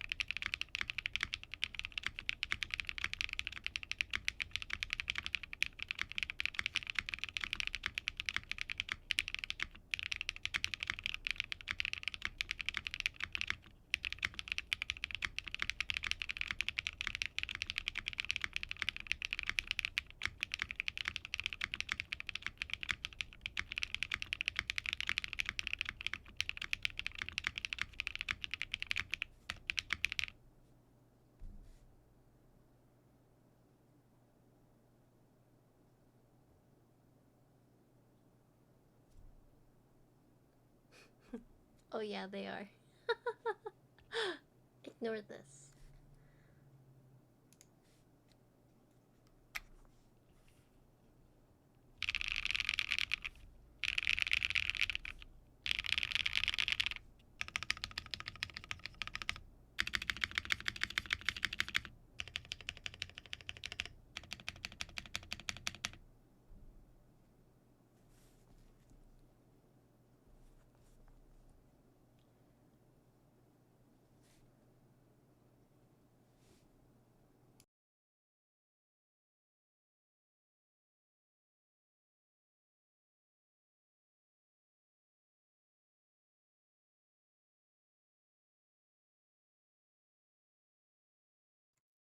Okay.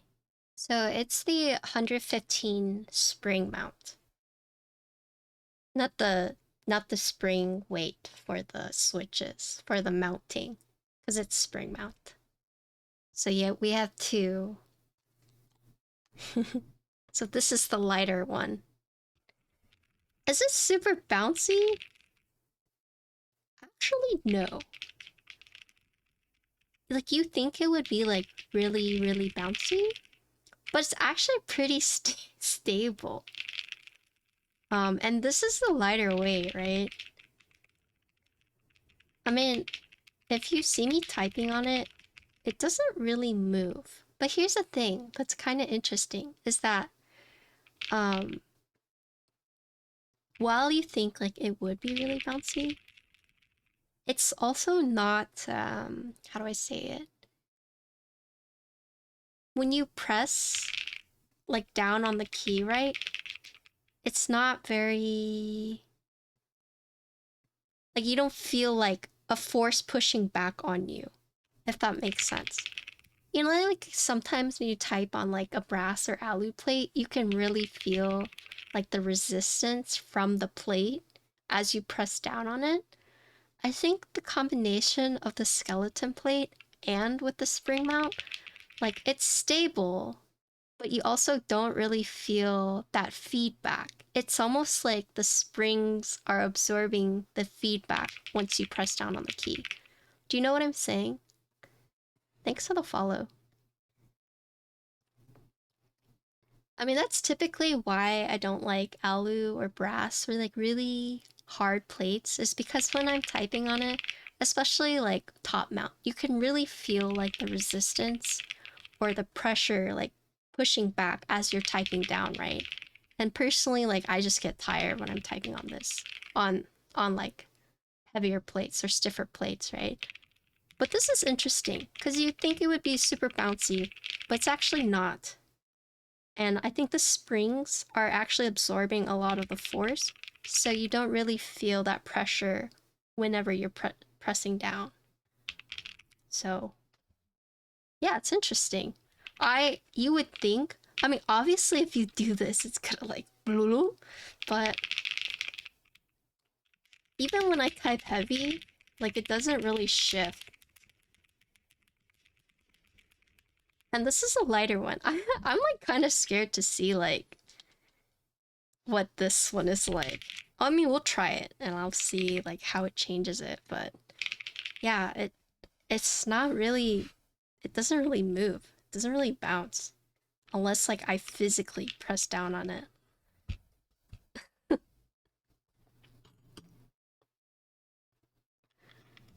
Let's see. So these are where.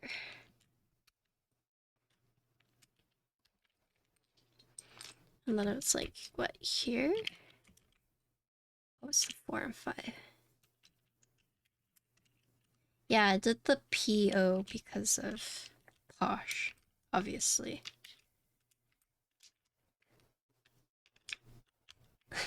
Obviously. Is it 9? Okay, so here.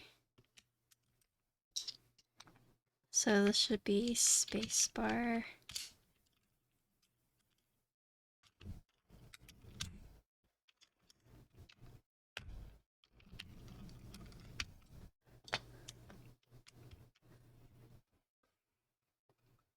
Hi, Rebecca. How you doing?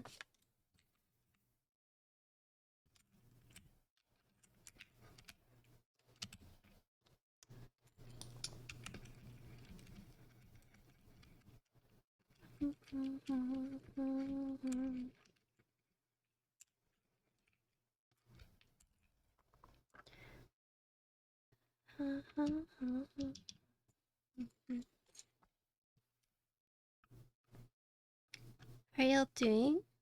I'm doing alright. Building this board by one of my favorite designers. This is the cat. 65. Super cute.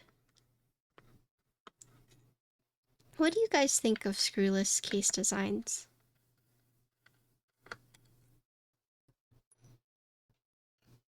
I actually heard someone at a meetup say that they love seeing screws on a case. And it's funny enough because the designer I talked to today said the same thing. Like the person at the meetup just said they just hate screwless case designs. And they like seeing screws. I did like them, yeah. I've liked all of Jackie's boards.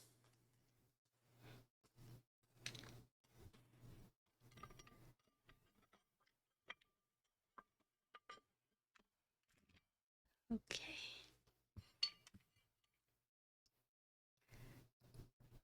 So let's flip this up.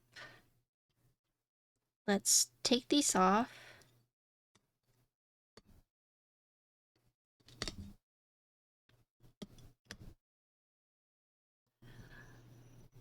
Hi, John Bon. And let's see what it's like with the heavier springs.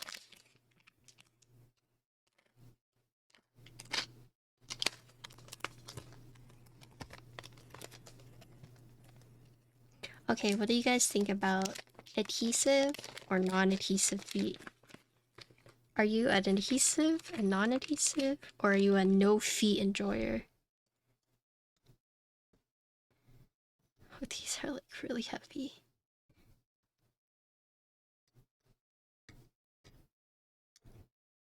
So the springs, when you're installing them, you should kind of hear like a click.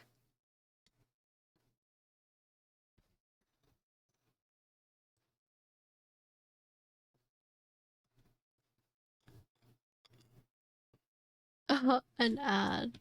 No.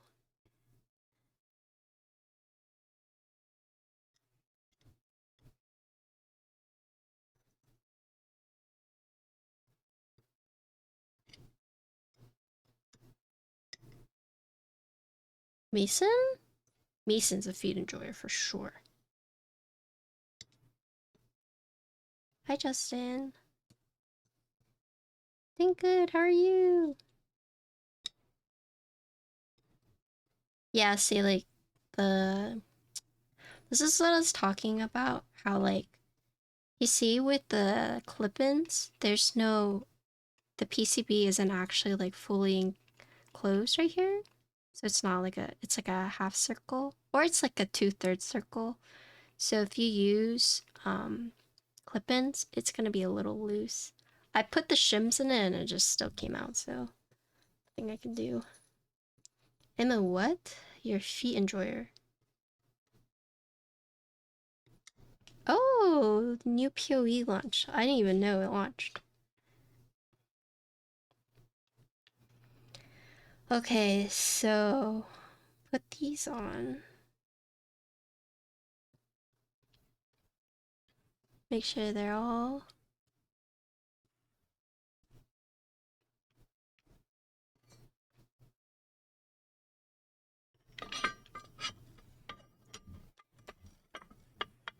You don't want to know what that dude sent me mid-raid the other day?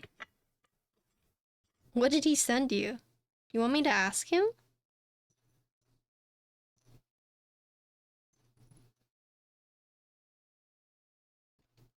Dude, what kind of messages are you guys sending each other? What the heck?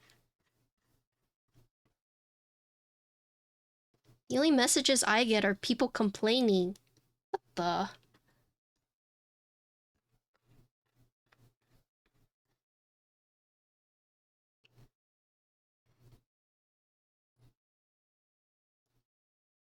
If you'd enjoy. You want Dave? Yeah, everyone wants Dave. Argenti? Oh, you guys talk about something else. I just tuned in, but my god, I love the design of this board. Yeah, so for the details for this board, this Cat 65 collaboration with Jackie and Wildcat. There are 7 colors, but I think only 5 are going to be picked based on the IC. It has both hot swap and solder PCBs. The cat badge on the back, there's 2 colors. So I have the white, but there's also a black.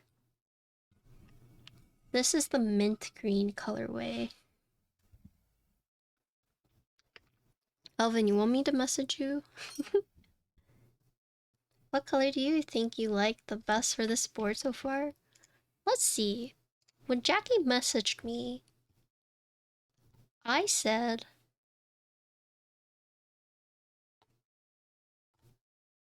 well, I wanted pink. I'm a sucker for I'm a sucker for pink boards. But pink was already taken, so I picked this one, the green. Which one? Pink or green?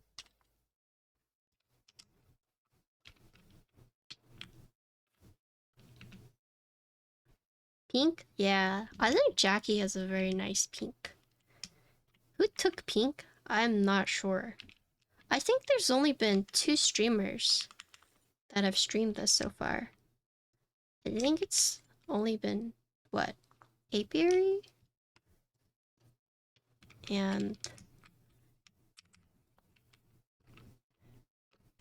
I think I'm the second one. What color did Apiary have? Oh, FE, thank you for the resub!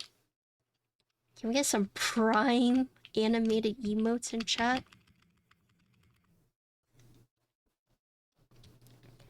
I own both Elephant and Kiki. I might add this to the collection. Look at this. It's a screw tray. Cute, right? Yeah, I added a bunch of new animated emotes, so...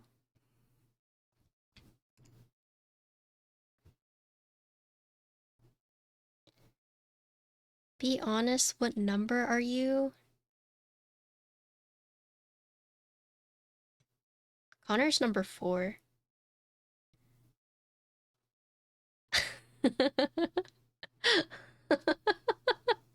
Sorry, Connor. Not to out you like that.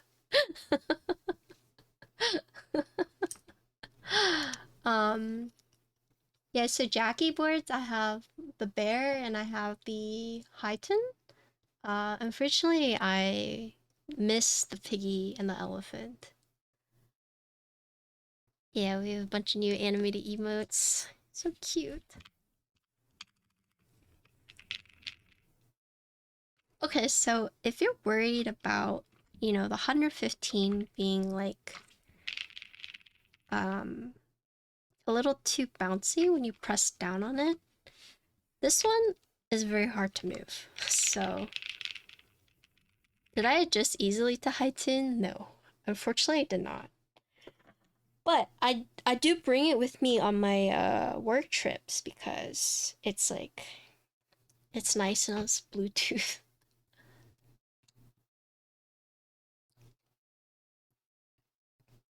I don't know if they decided what colors to go for the group buy. I have to look at the IC.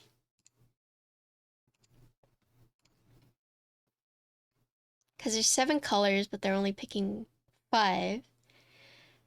Group buy starts on the 10th, ends on the 25th. I don't think the pricing has been listed yet. Oh wait, lavender, mist green, lavender, mint green, pink, silver, violet. I think those are the 5 colors. Because those are the colors listed. But not exactly clear. Okay. Let's do this typing test. Lavender's on there. Lavender, mint green, pink, silver, violet. So there's no cream or white or black. Oh, so 8 colors, but only 5? Hold on, let me see. Let me make sure I'm getting this information correct. Mutual servers. Uh...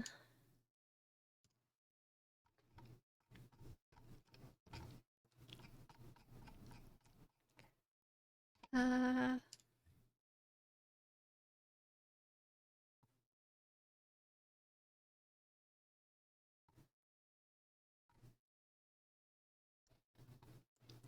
Where did I see that? I saw somewhere that there was only gonna be 5 colors picked out. Am I just like going crazy? Oh, okay, yeah. We will choose 5 out of the 7 colors. So cream, black, silver, violet, mist pink, lavender, mint green. Okay, so one of the other colors on the protos is, or on the Notion is, which one was missing? Oh, was it white? Oh yeah, there is no white. Okay, so it's like a little misleading, okay? So on the IC, there are 7 listed colors, but said that only 5 would be picked. On the Notion, there are 8 colors listed. But in terms of like the things listed, there's only 5. So I would ask Jackie to clarify for that. It's a little confusing, but oh yeah, there's only 2 streamers. It was Apiary and me. Let's see what color Apiary went with.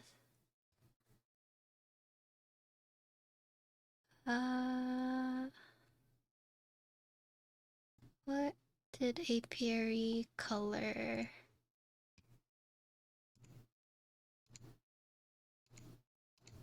Wait, did she build it?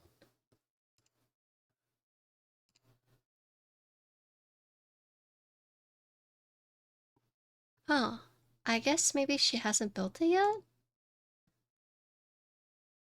Monday? Oh, okay. Okay.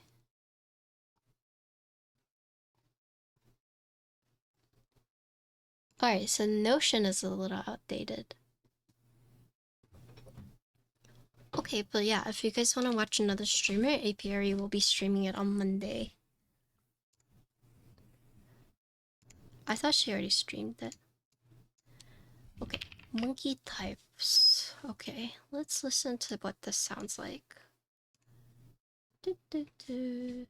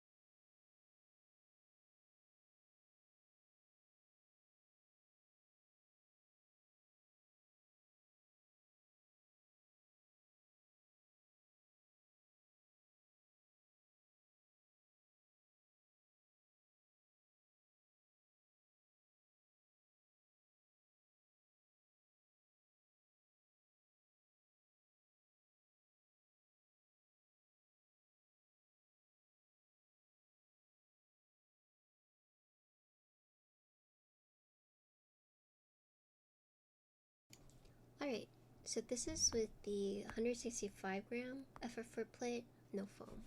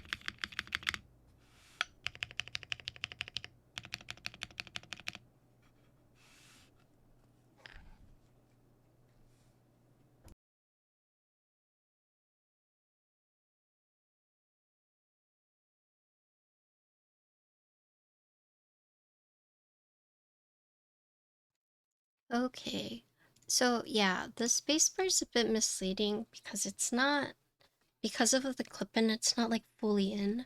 So for this next one, because I have to take it apart, I'm going to swap it out with a different stabilizer. So hopefully it will be more stable. The stabilizer will be more stable, but yeah. The spacebar is a little wonky because of that.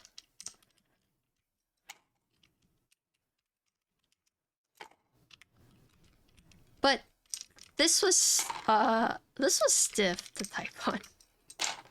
You know how I was saying earlier, like, you don't feel like the feedback? This one you do. I personally would not use 165 springs for this. But if you are worried about, like, if you're like a heavy typer and you think like the 115 is a little too bouncy, even though I don't really feel it when I'm typing, 165 is probably a good option for you. So I think it's good that both are being offered, but personally, the spring weight adds in like another factor to consider when it comes to like how stiff or how bouncy you want it. I mean, I guess you could say that with like any kind of mounting, right? But leaf spring?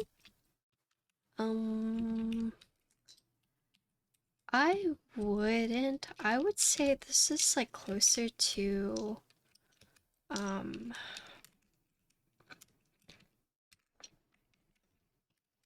not leaf spring, but like, you know how Kohaku has Kohaku was like the really thick gaskets, right?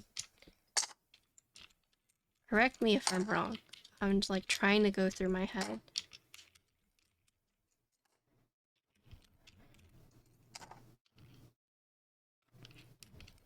I would compare it to that more so than a leaf spring.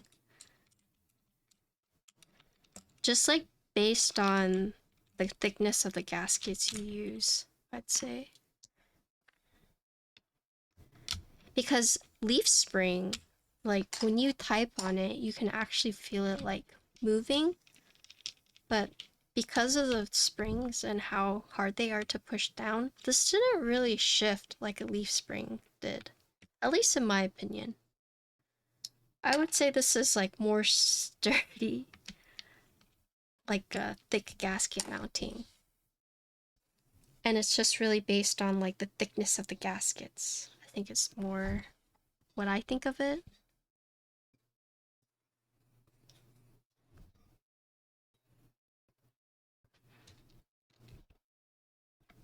But yeah, I mean, you would think it's a spring, so it'd be bouncy, but when I'm typing on it, I don't really feel that.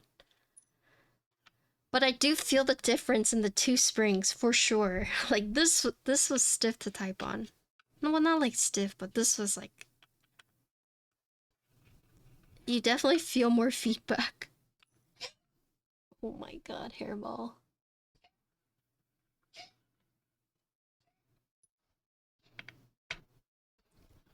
For those who own a cat, you can hear them when they're like... What's it called? Heaving.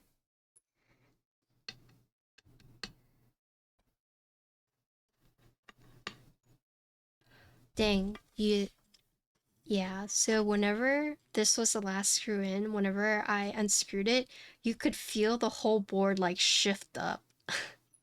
Interesting. Yeah, they're hacking sounds, yeah.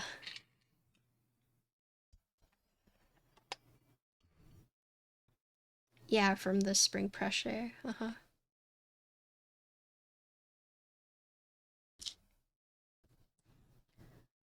Okay, so I'm gonna actually take these off. I actually understand why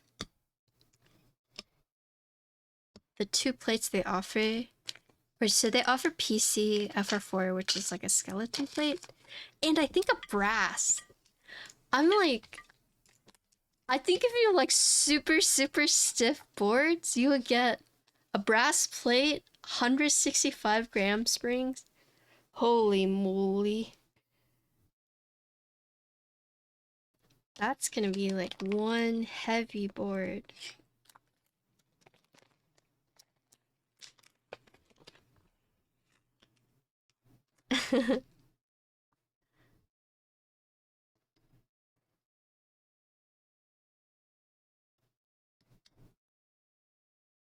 I mean, some people like that. So, do you want buff fingies? True. I think Jackie did a really good job with the fitments on these springs. Very good job. Because they're secure enough to just like pop in, but they're not loose. So I think he got it perfect.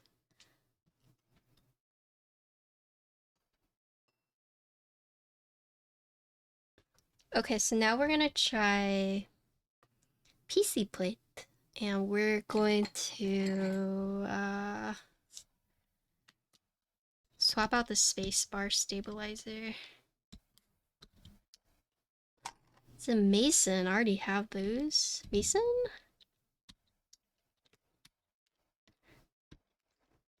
Do you guys know what that thing... So it's used for like to build your wrist strength, but it's like a ball within a ball, and you like spin it and then you have to like keep rotating it. Do you guys know what I'm talking about? My dad bought one, and I remember he would like play with it all the time. The little gyro ball thing? Yeah. Uh-huh.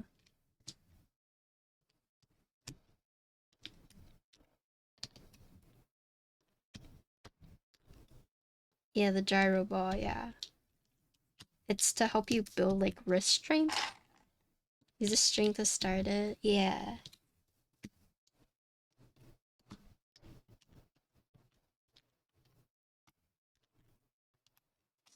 Do they still make those? Probably. There's this one guy at our school who always carried around the it's like the gripper thing. I think they use it for, is it for tennis? Or there's a sport where you use it to like grip it. And he would just like have it in class and just like grip it.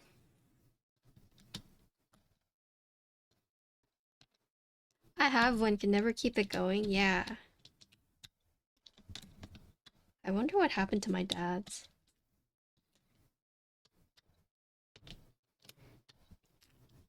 I wonder why for this keyboard they decided to go Aqua FR4. I wonder if it's just one of those cute things, because I feel like Jackie likes cute things. What if Jackie was like, oh, that blue FR4 plate is so cute. Let's do that. Or do you think the factory was like, hey, we have a bunch of extra blue FR4. Do you want to use it? Like, was it Jackie? Was it Wildcat? Was it the menu? Like, an aqua blue FR4 plate I think is so specific. Right? Yeah, who is responsible? I mean, I'm not complaining. I think it's super cute, but just curious. I actually enjoy talking to designers about like the inspiration behind their boards. And I think it's so funny when I ask, I'm like, so why did you decide to do that? And they're like, I don't know, just look cool. Like there's no reason. Just, oh, just look cool. I thought it'd be neat. Yeah. It's a FR4 aqua skeleton plate. I mean, they gave you a plate fork. So there's also foam you can use with it. Okay, so this one I'm gonna swap out.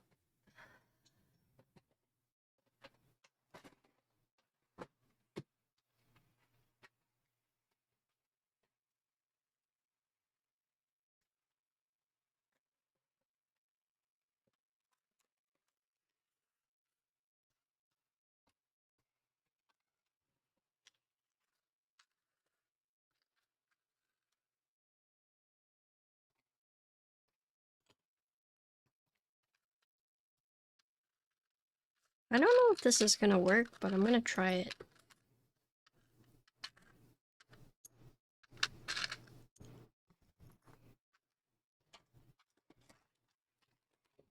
When I'm lazy, I use owl stabs. It's so bad. Hi, Clown Baby. How's your evening?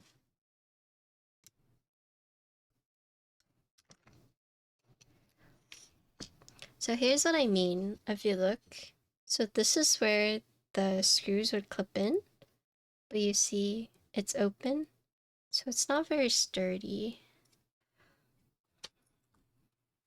So this is one of the cases where like I would use screw in. There are some boards where you have to use clip-ins. For example, like O-rings, because it would interfere with it. But one of the rare cases where I recommend using screw-in. I put the shim, but it's too loose because if you look at it, if this were slightly longer, it would be clamped more. But there's like so much space. I put both the shims and they both just fell out. Just bloop. Just fell out. Oh, you mean like the stabilizer shim, not the backing shim, right?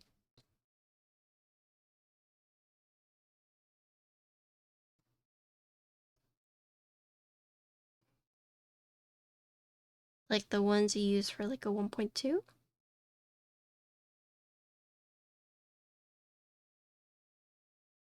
Yeah, perhaps.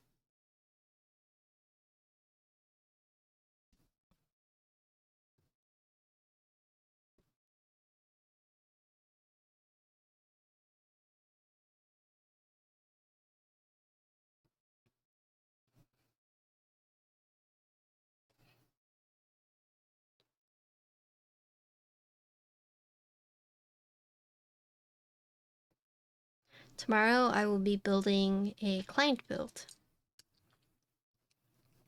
I had the same issue with one of your other boards and then you use the backing. You use the shim. Yeah, that might be the play. Especially if like you don't want to like tune another set of stabilizers.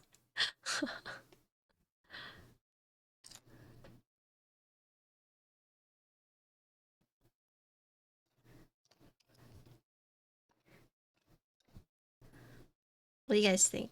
Should I just use the wire?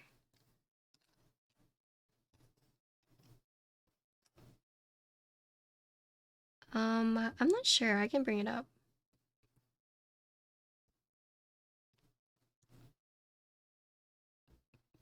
I have heard of people using, like swapping it.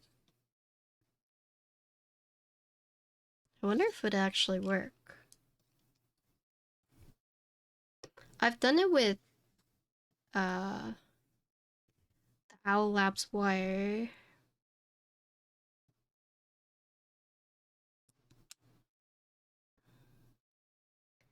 Me. So let's see.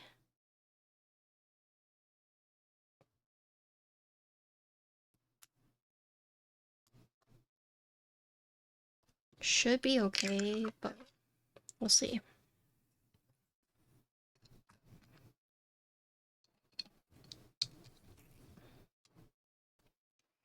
Yeah, it's more secure.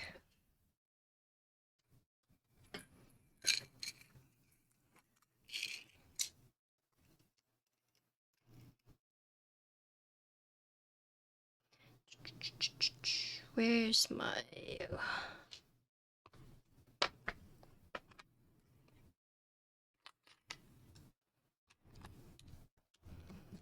My tattoo's gotten to the point where, like, it's almost done peeling. Almost.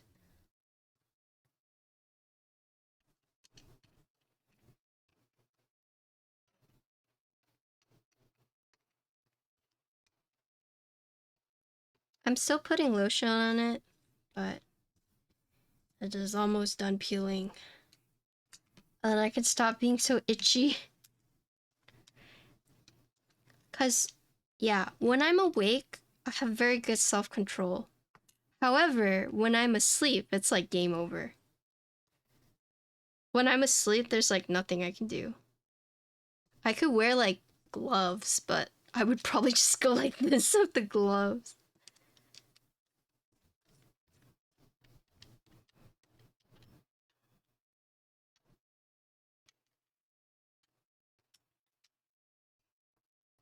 It's still itchy, yeah. Ooh.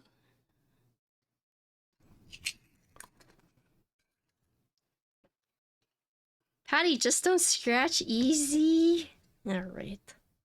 Okay. Why didn't I think of that? You know, as someone who has like so many tattoos as well, don't you sympathize with me? I'm not a light sleeper. I do slap the tattoo, but when I'm sleeping, I don't have that like consciousness to be like, don't itch it, just slap it. During tattoo peeling time, you just can't sleep? What? Looks nice, thank you. Time to wear a sleeve, it doesn't matter. Alvin told me on my last stream to just not have emotion, just don't feel. Dang.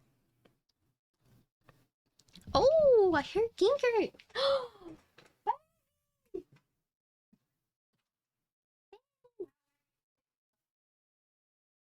that her?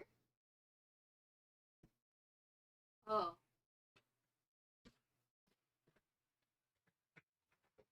I got baited. Where's Dodo? Not my baby. The other baby. Freaking baited.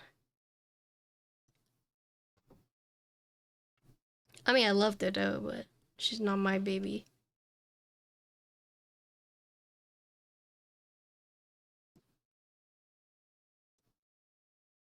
I'm gonna have to put cones around her hands if you don't start scratching. I don't scratch it when I'm awake.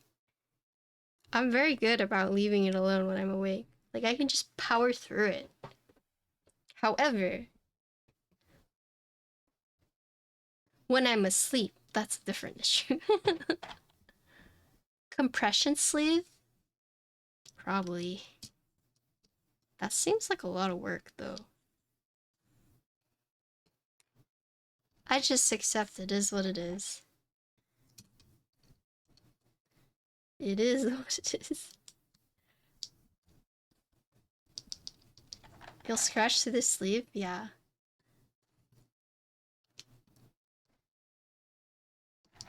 There's no saving it. Let's be real.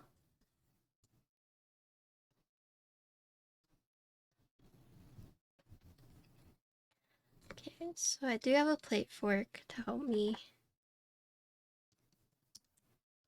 sure everything goes in nice.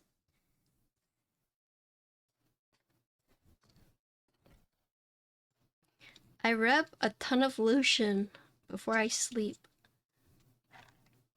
Yeah, I was showing my tattoo and to my friend and she was like, it looks slimy. I'm like, yeah, I have lotion on it. Cause she doesn't have any tattoos. And she was like, oh, you have to put lotion on it?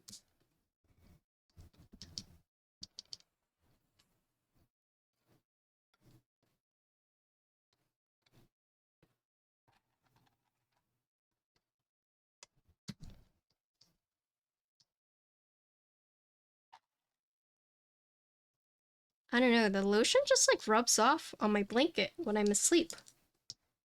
Is lotion like for everything? No. So a tattoo is basically like an open wound. So it's like a scab, right?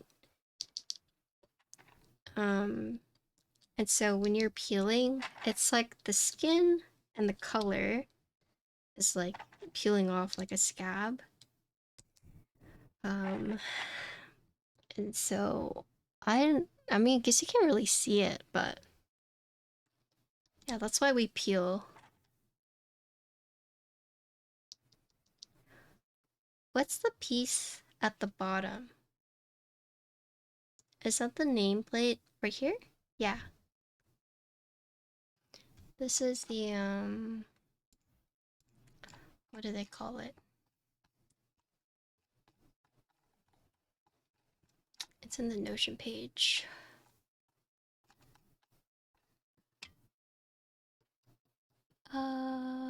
Where is it? Name tag.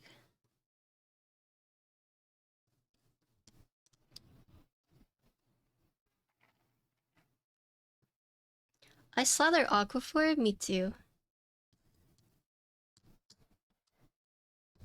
When I was in New York, I made Aaron, Eric, and Pressy go to Walgreens with me, so I could get Aqua FR4 for my tattoo. Just dragging them around.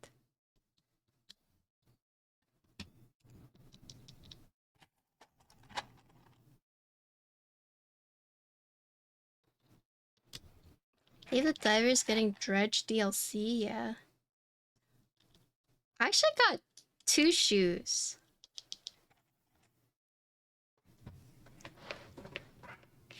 Yeah, we should have. Yeah, we should have. Do you like those noodles, Aaron? I'm like dreaming of them. I seriously should have gotten one to go and just brought it with me on the plane. I should have. I thought about it.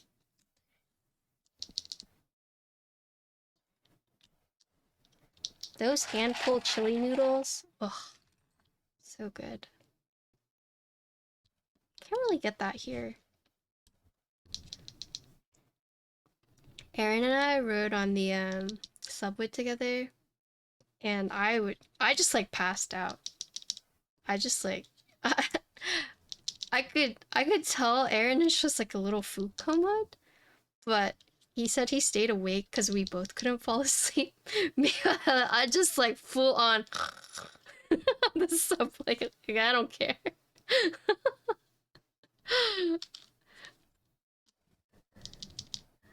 Def not good at it. Yeah.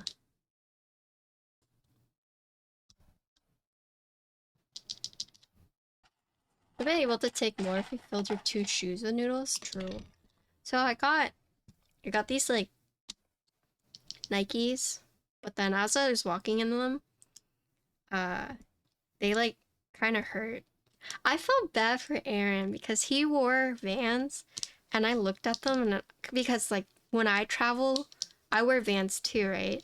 Like that's like my main pair of shoes.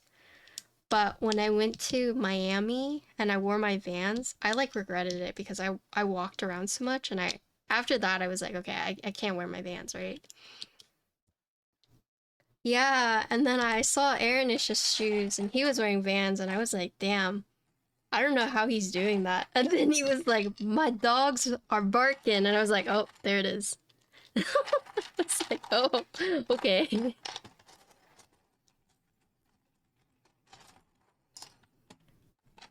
But that's the thing, it's like I used to work in them too, right?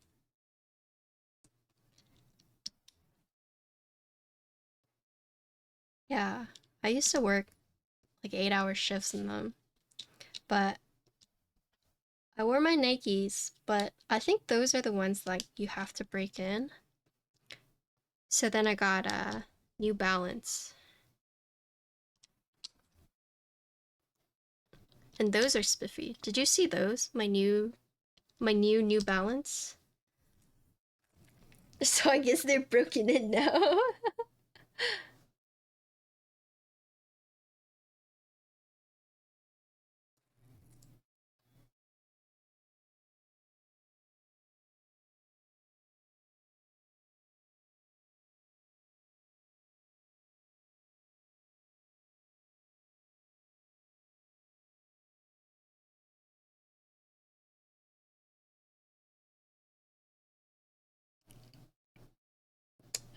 Let's see.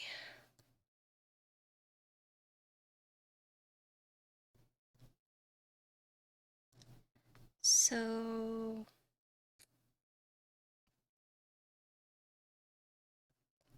okay, I'm gonna show you guys something. Oh, no, I'm not gonna show you. Never mind. Okay, I'll show Kim. Kim's the only one who can see it.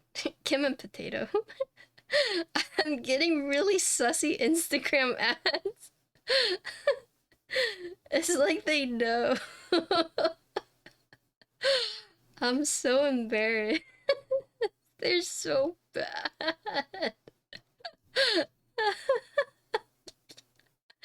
I don't know what they're saying to me. Okay, hold on.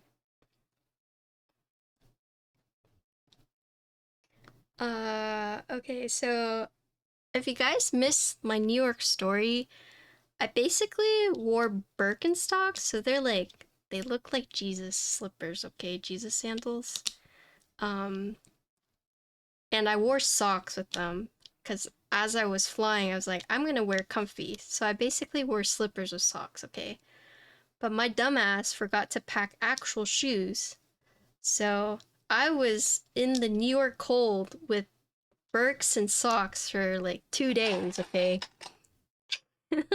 I looked really dumb. Okay.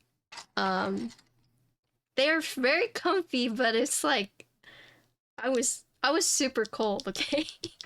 So finally I went shopping with Zier, and I forgot my good pair. But so I bought these Nikes right here. So when you look at them from the side, they're different colors, right? But then if you flip them, so it's the same, right? So these were the first shoes I got.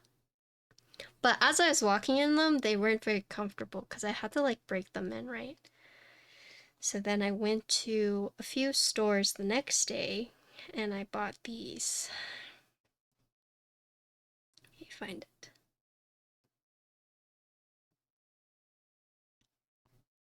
So then I got these. These are like my colors because it's like the navy and the pink. These were my new ones. I almost thought about buying these, but I don't think I could have pulled them off. Look at this one.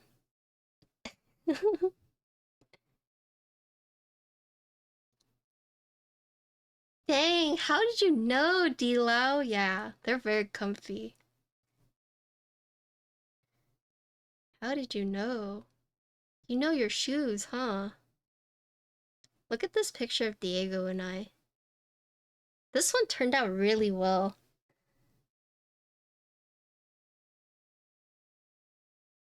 That's Diego. I met him. He didn't ghost me. Believe it or not.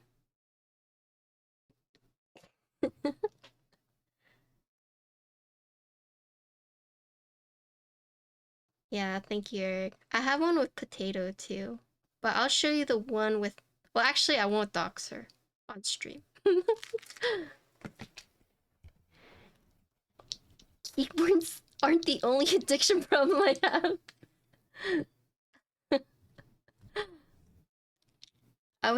Potato, I was gonna show the one with your hand covered.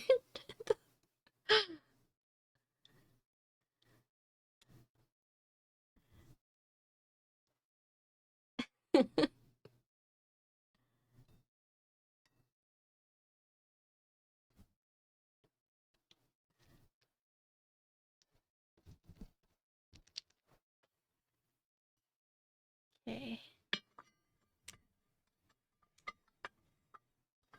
I should have covered my face too with the potato. Oh, potato's so nice.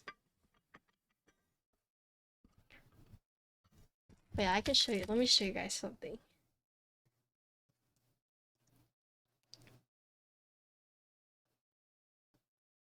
Wait, do I have it? Or did someone else take it? Oh, I think someone else took it. Heck. Okay, whatever. I should carry you with me.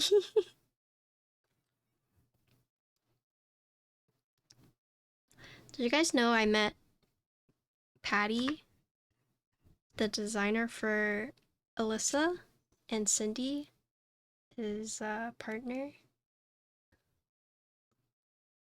I think they were from out of town. Yeah. I also got to meet Prime. Prime was so cute. Prime was like super tall and came up with like, "Hey, I'm a fan." And I was like, "Oh my goodness." Yeah, I think Prime does the Chicago meetup, which I actually thought about going at one point, because that's like the resin meetup, right?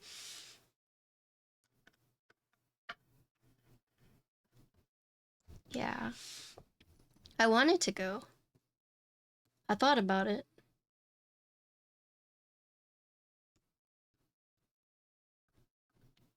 But ultimately I decided to save money.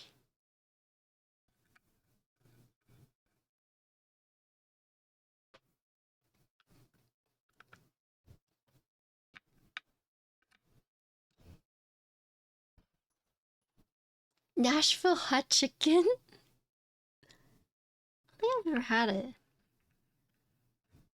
Omni Electric peeps are very chill, yeah.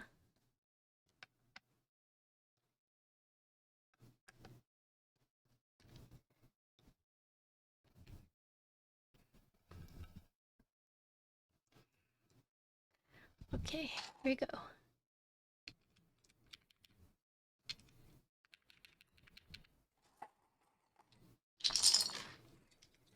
Okay, hopefully this is fine.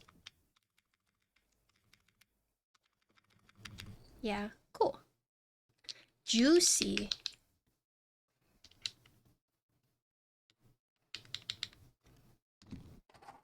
Wait, so who's going to the Dallas meetup? Do we have a head count yet?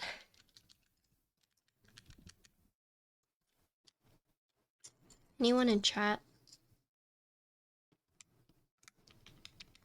Oh, you're going, Ava? Aaronish is going?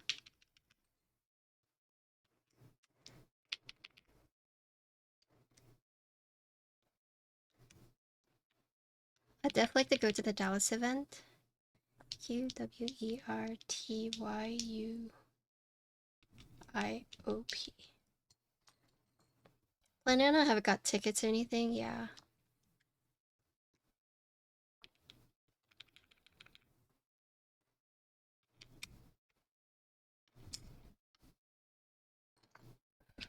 Flight tracker just went up this week. Yeah, should get cheaper.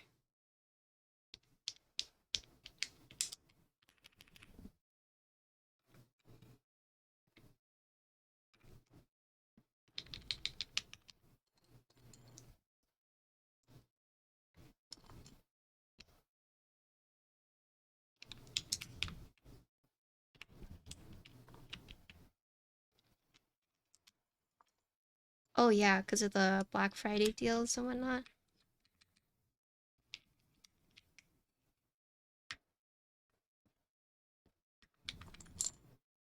Should I go back to New York in January?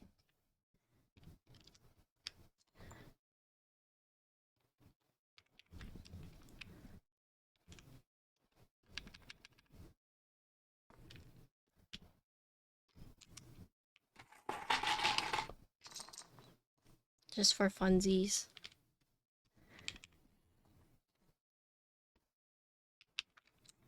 True. Well, I kind of want to go to Boston. And I was thinking I could do like Boston and New York.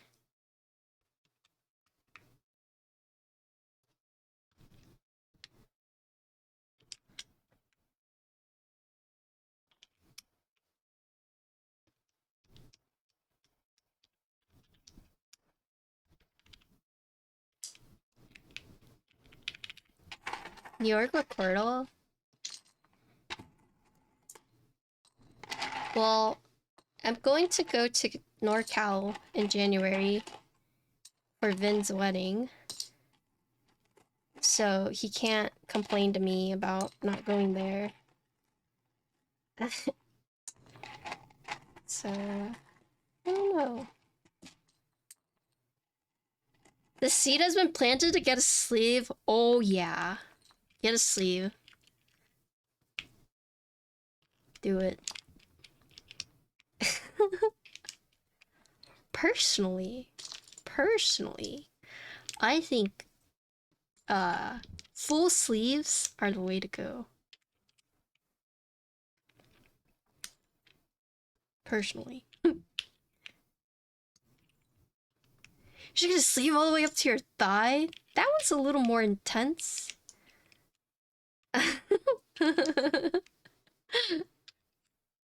I have some ideas cooking.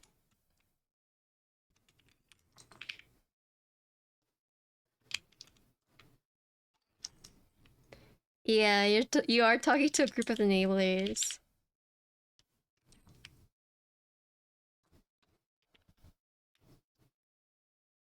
I mean, the thing with like tattoos is you only do that area once or twice, depending on where. Right?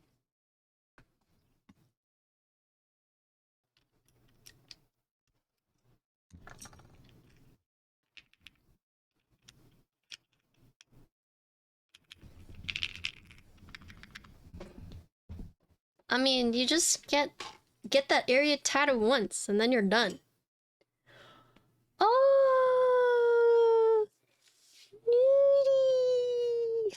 Oh my goodness. Michael, Mike, Michael Edit, thanks for follow. Oh my goodness, thank you for the raid. Hello. How are you doing? Headless Horse. Welcome, raiders. Oh yes, it is. This is a cat 65. Welcome, raiders. My name is Patricia or Xing Xing Wang, but people in chat call me XXW and or Patty.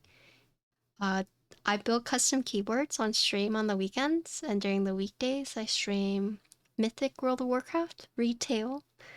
Today we are building a keyboard called the Cat 65. This is a upcoming keyboard drop on December 10th. Thank you for the follow. All for Amelia. Oh, nice. Caps you picked are so cute. Yeah, these are posh alphas.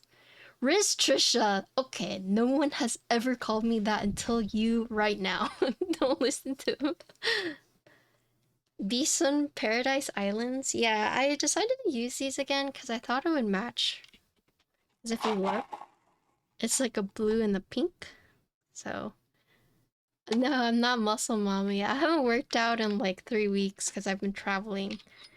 I'm pretty sure I lost like half my muscle mass.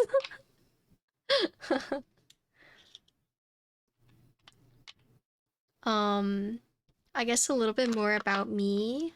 My branding is all around my dog, Ginkgo. She's a Shiba Inu. I named her after a ginkgo leaf.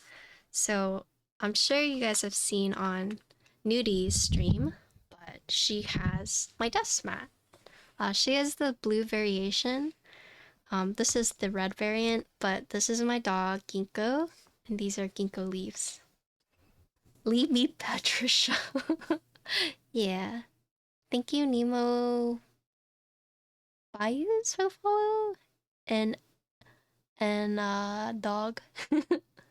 Yeah, I appreciate the raid. I don't even, what were we talking about? Oh, we were talking about getting full sleeves because aside from like keyboards and WoW and my dog, I also have a bunch of tattoos. I don't have face cam on right now, but you can see. I actually just got this one done. It's like a Sailor Moon themed. So my colors are navy and pink, and I also like yellow. But I just got this done in New York. It looks slimy because there's lotion on it, but yeah, I wish I could turn it. Yeah, I can. Was it? I think once she posts it, I'll let you guys know. Yeah, but it is a Sailor Moon themed. Let me post the artist while I'm here. So if you guys are ever interested, and or if you live in New York, I think she's about to open additional slots. So I think she extended her stay in New York. Love your tattoos, thank you. So Belle C, her name is Taeya. She's from Korea, but she all her tattoos are very florally, ethereal, Sailor Moon based. And she opened additional slots in New York for January. But yeah, that's who I got it done from. So it's like an 8-hour session. But one day I'll get another one by her. But yeah, so today we're building. This is the Cat 65. The group buy opens December 10th. This is the mint green colorway, but my camera makes it look a little bit more not mint green, like a bit more blue. But we just finished building this one. So I'm gonna do a sound test so everyone can hear how it sounds. But I basically, oh god, sorry. I build and feature a lot of boards for designers and clients, and so this is a designer build. I'm gonna mute really quick while I set my mic up.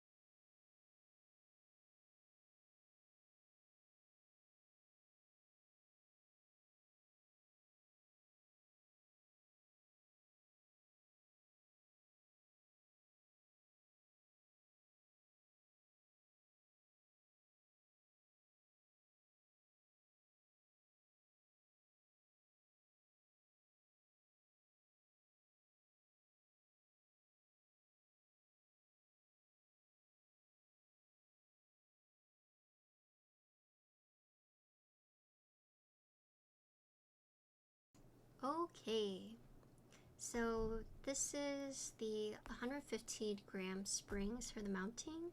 We're using a PC plate. This is no foam. We're using the BSUN Kiki switches. And this is GMK Posh. Thanks for the follow.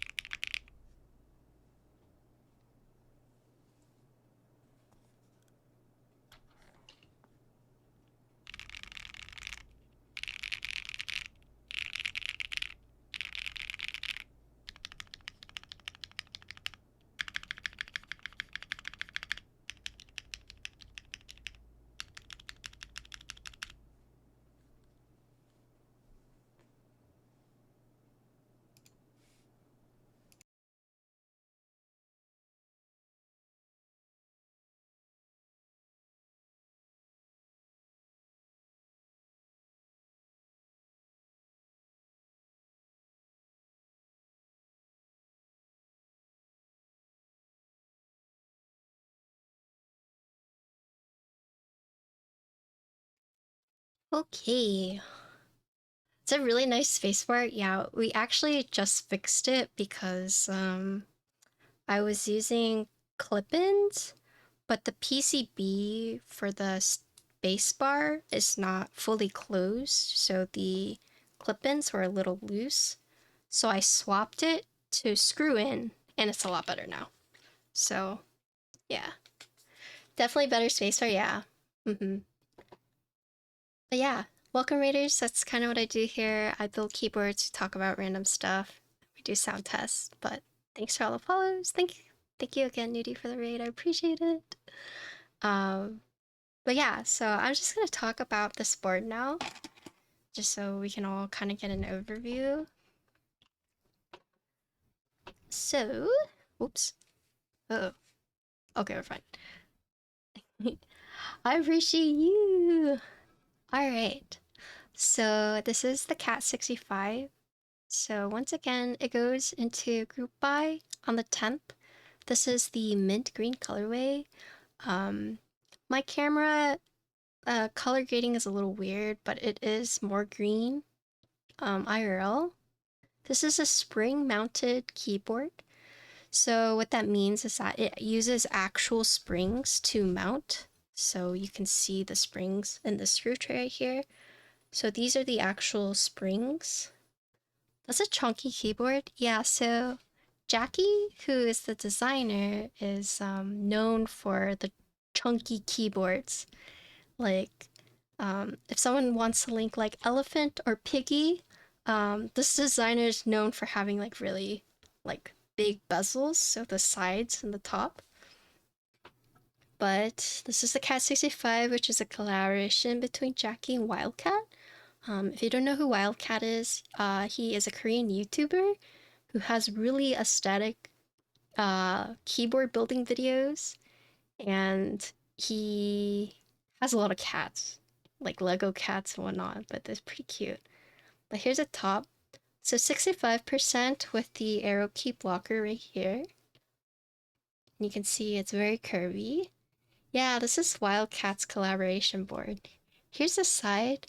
So the neat thing about this keyboard is that there are no harsh edges. Everything is curvy. And the design language, they said they wanted to represent a cat because, you know, cat's very flowy, very curvy. Here's the back.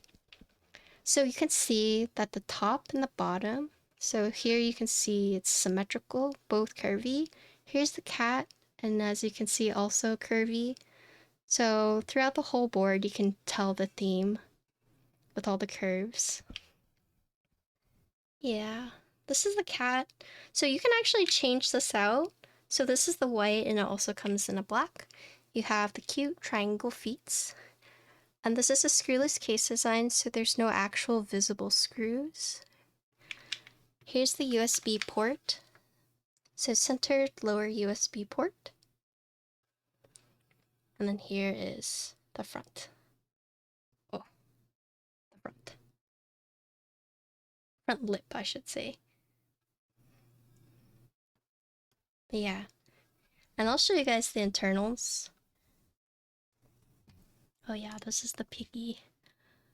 So cute. But yeah, Jackie's just known for having like really big boards. So screwless case design, you have the 2 screws on the side, and then so 1 and 1, and then you have 2 on top, so 1, 2, and then 2 on the bottom, 1, 2. So it's a total of 6 screws. So if I remember correctly, so 4 and 5, the minus 0. Oops. We're gonna look at the internals. So screwless means that you have to take off the keycaps in order to open the case. This is mostly like thanks to the follow. This is a designer's choice kind of thing. It could be stylistic. Sometimes it's just part of the keyboard design, how they want the board to look in general. But you see, these screws are hidden by the keycaps, so I have to unscrew them after removing the keycaps.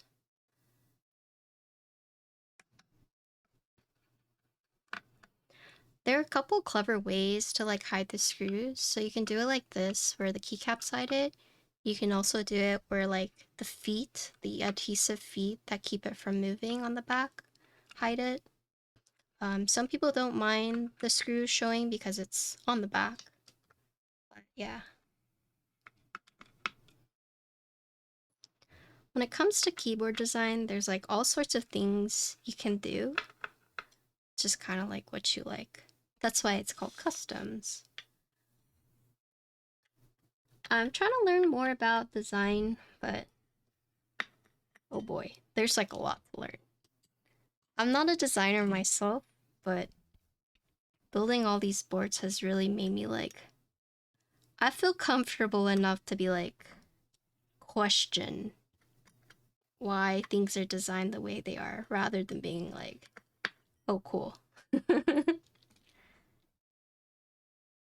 Would you think that the fact that PCB can slide freely could become an issue over time? I would say no, because you really have to like use force to move it. And plus the silicone gaskets that mount onto the springs have this like pole to prevent it from shifting completely out of place.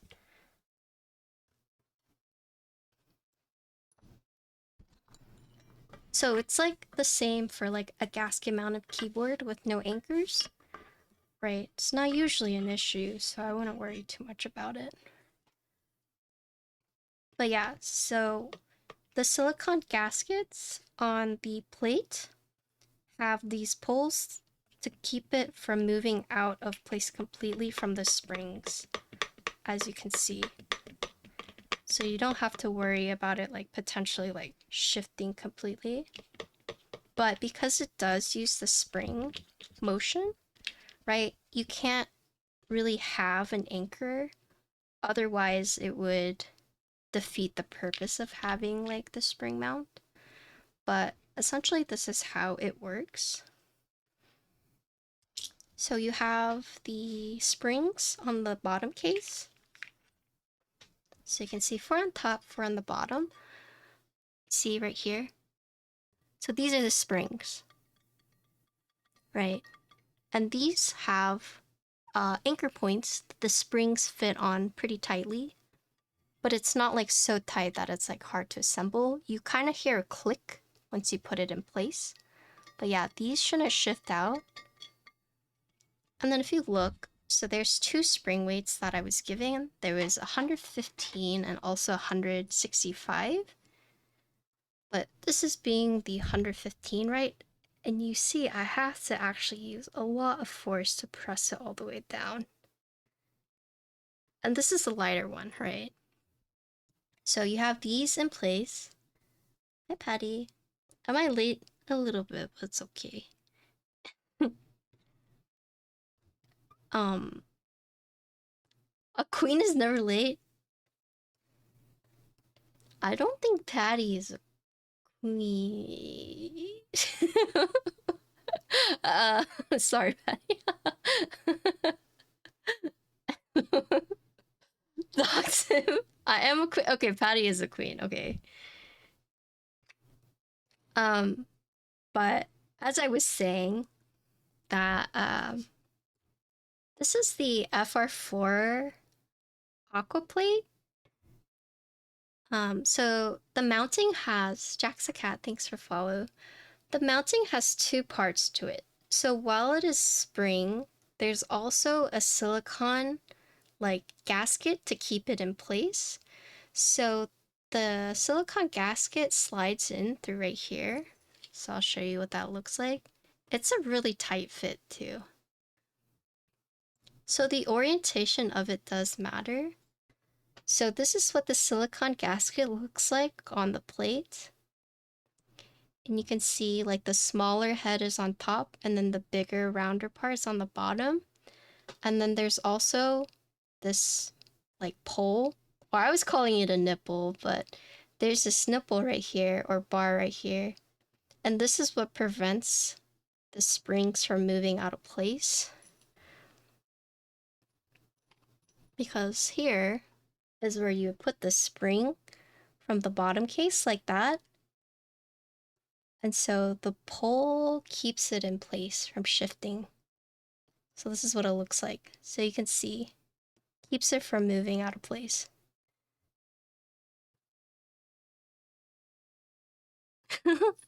It also helps you align it because you see like whenever you put it here, you would just set it right here and you would know like, oh, it's in now, right?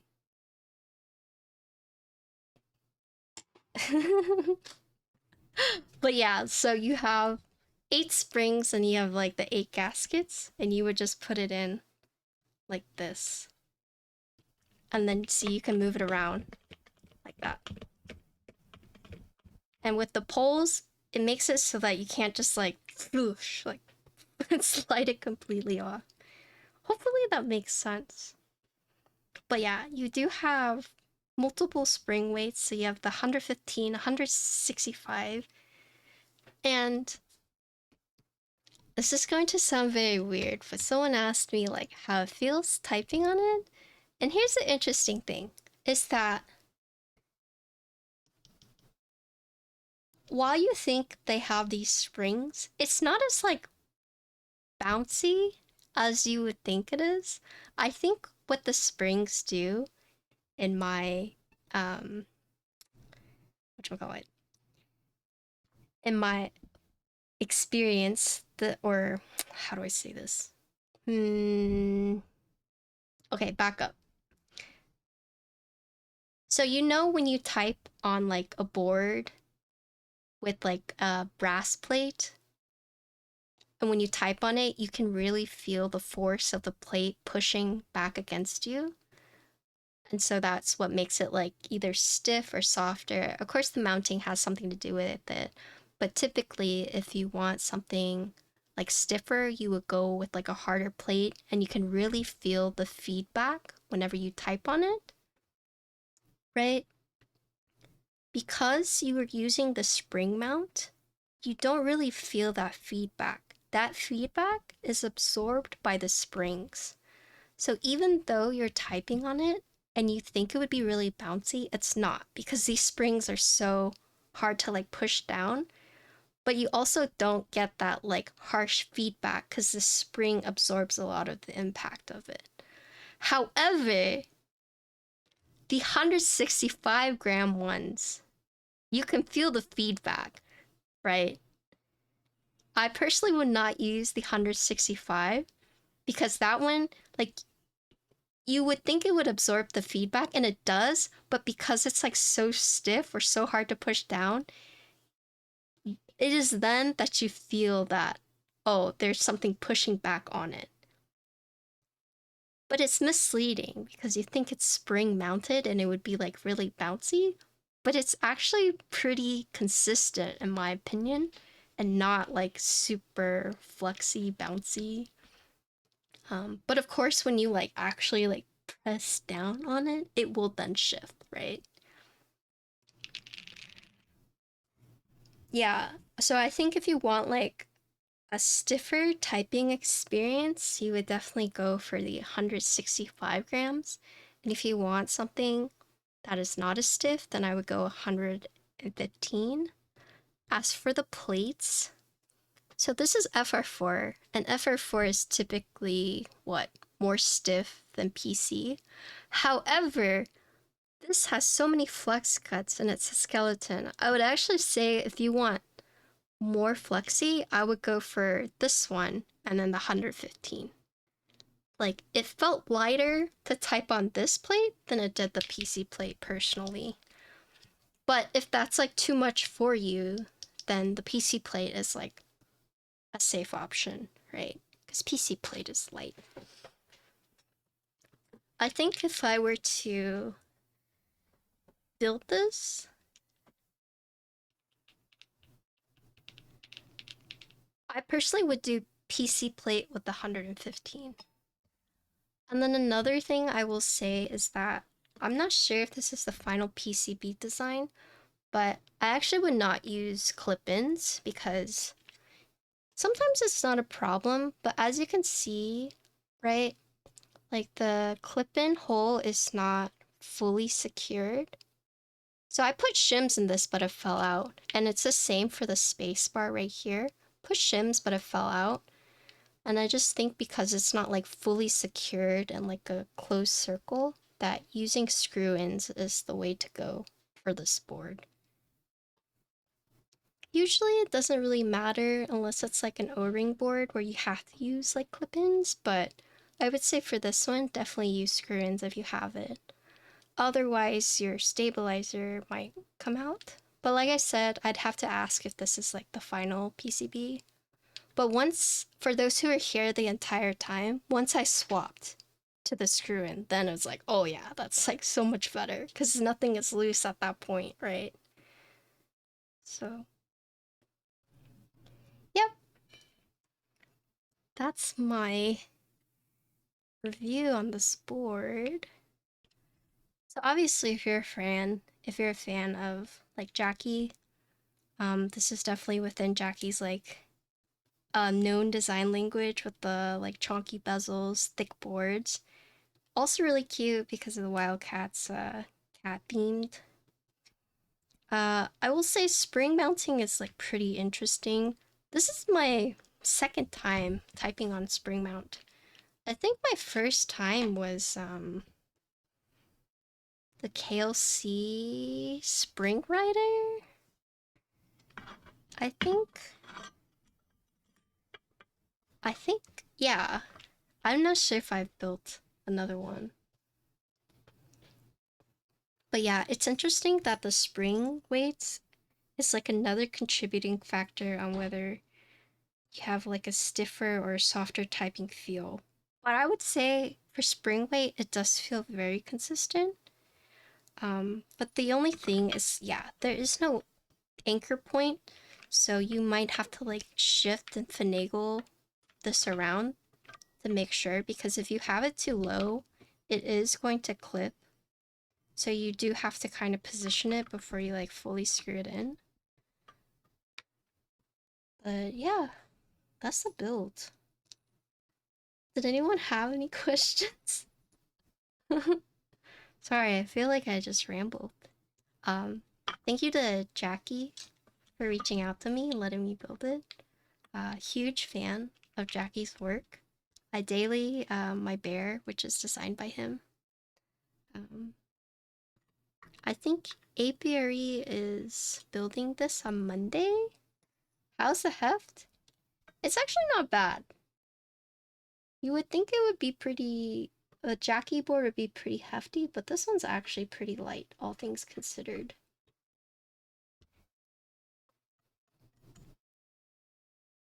So, some details for this board before I end is that there are...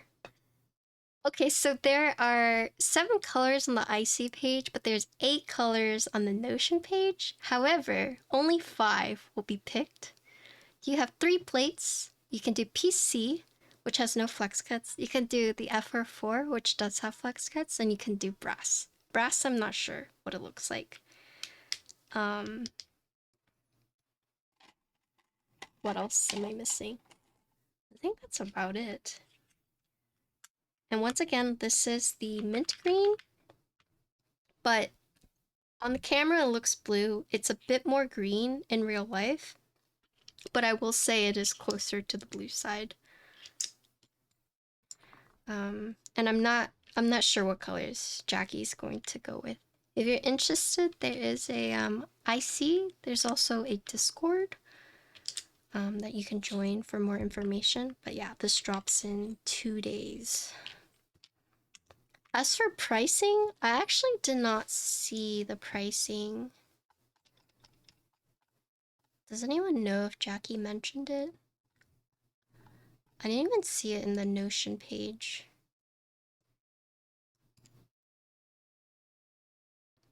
Oh, the IC's no longer accepting. Oh.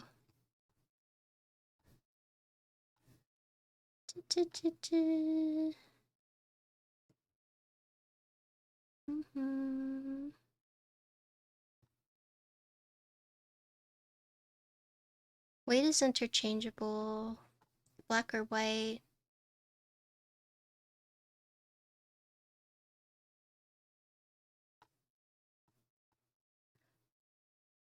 Let me see. I actually don't see much about it. I don't know what colors he's picking. I guess we'll find out in 2 days. It will be a surprise. We'll find out in 2 days. Hey, what's up, Perry? But yeah, that's the board. I'm done. I'm done building it. Cute.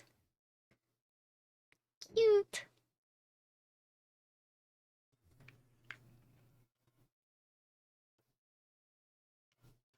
Welcome to Pound Town. What the heck? Alright, we're done with the build.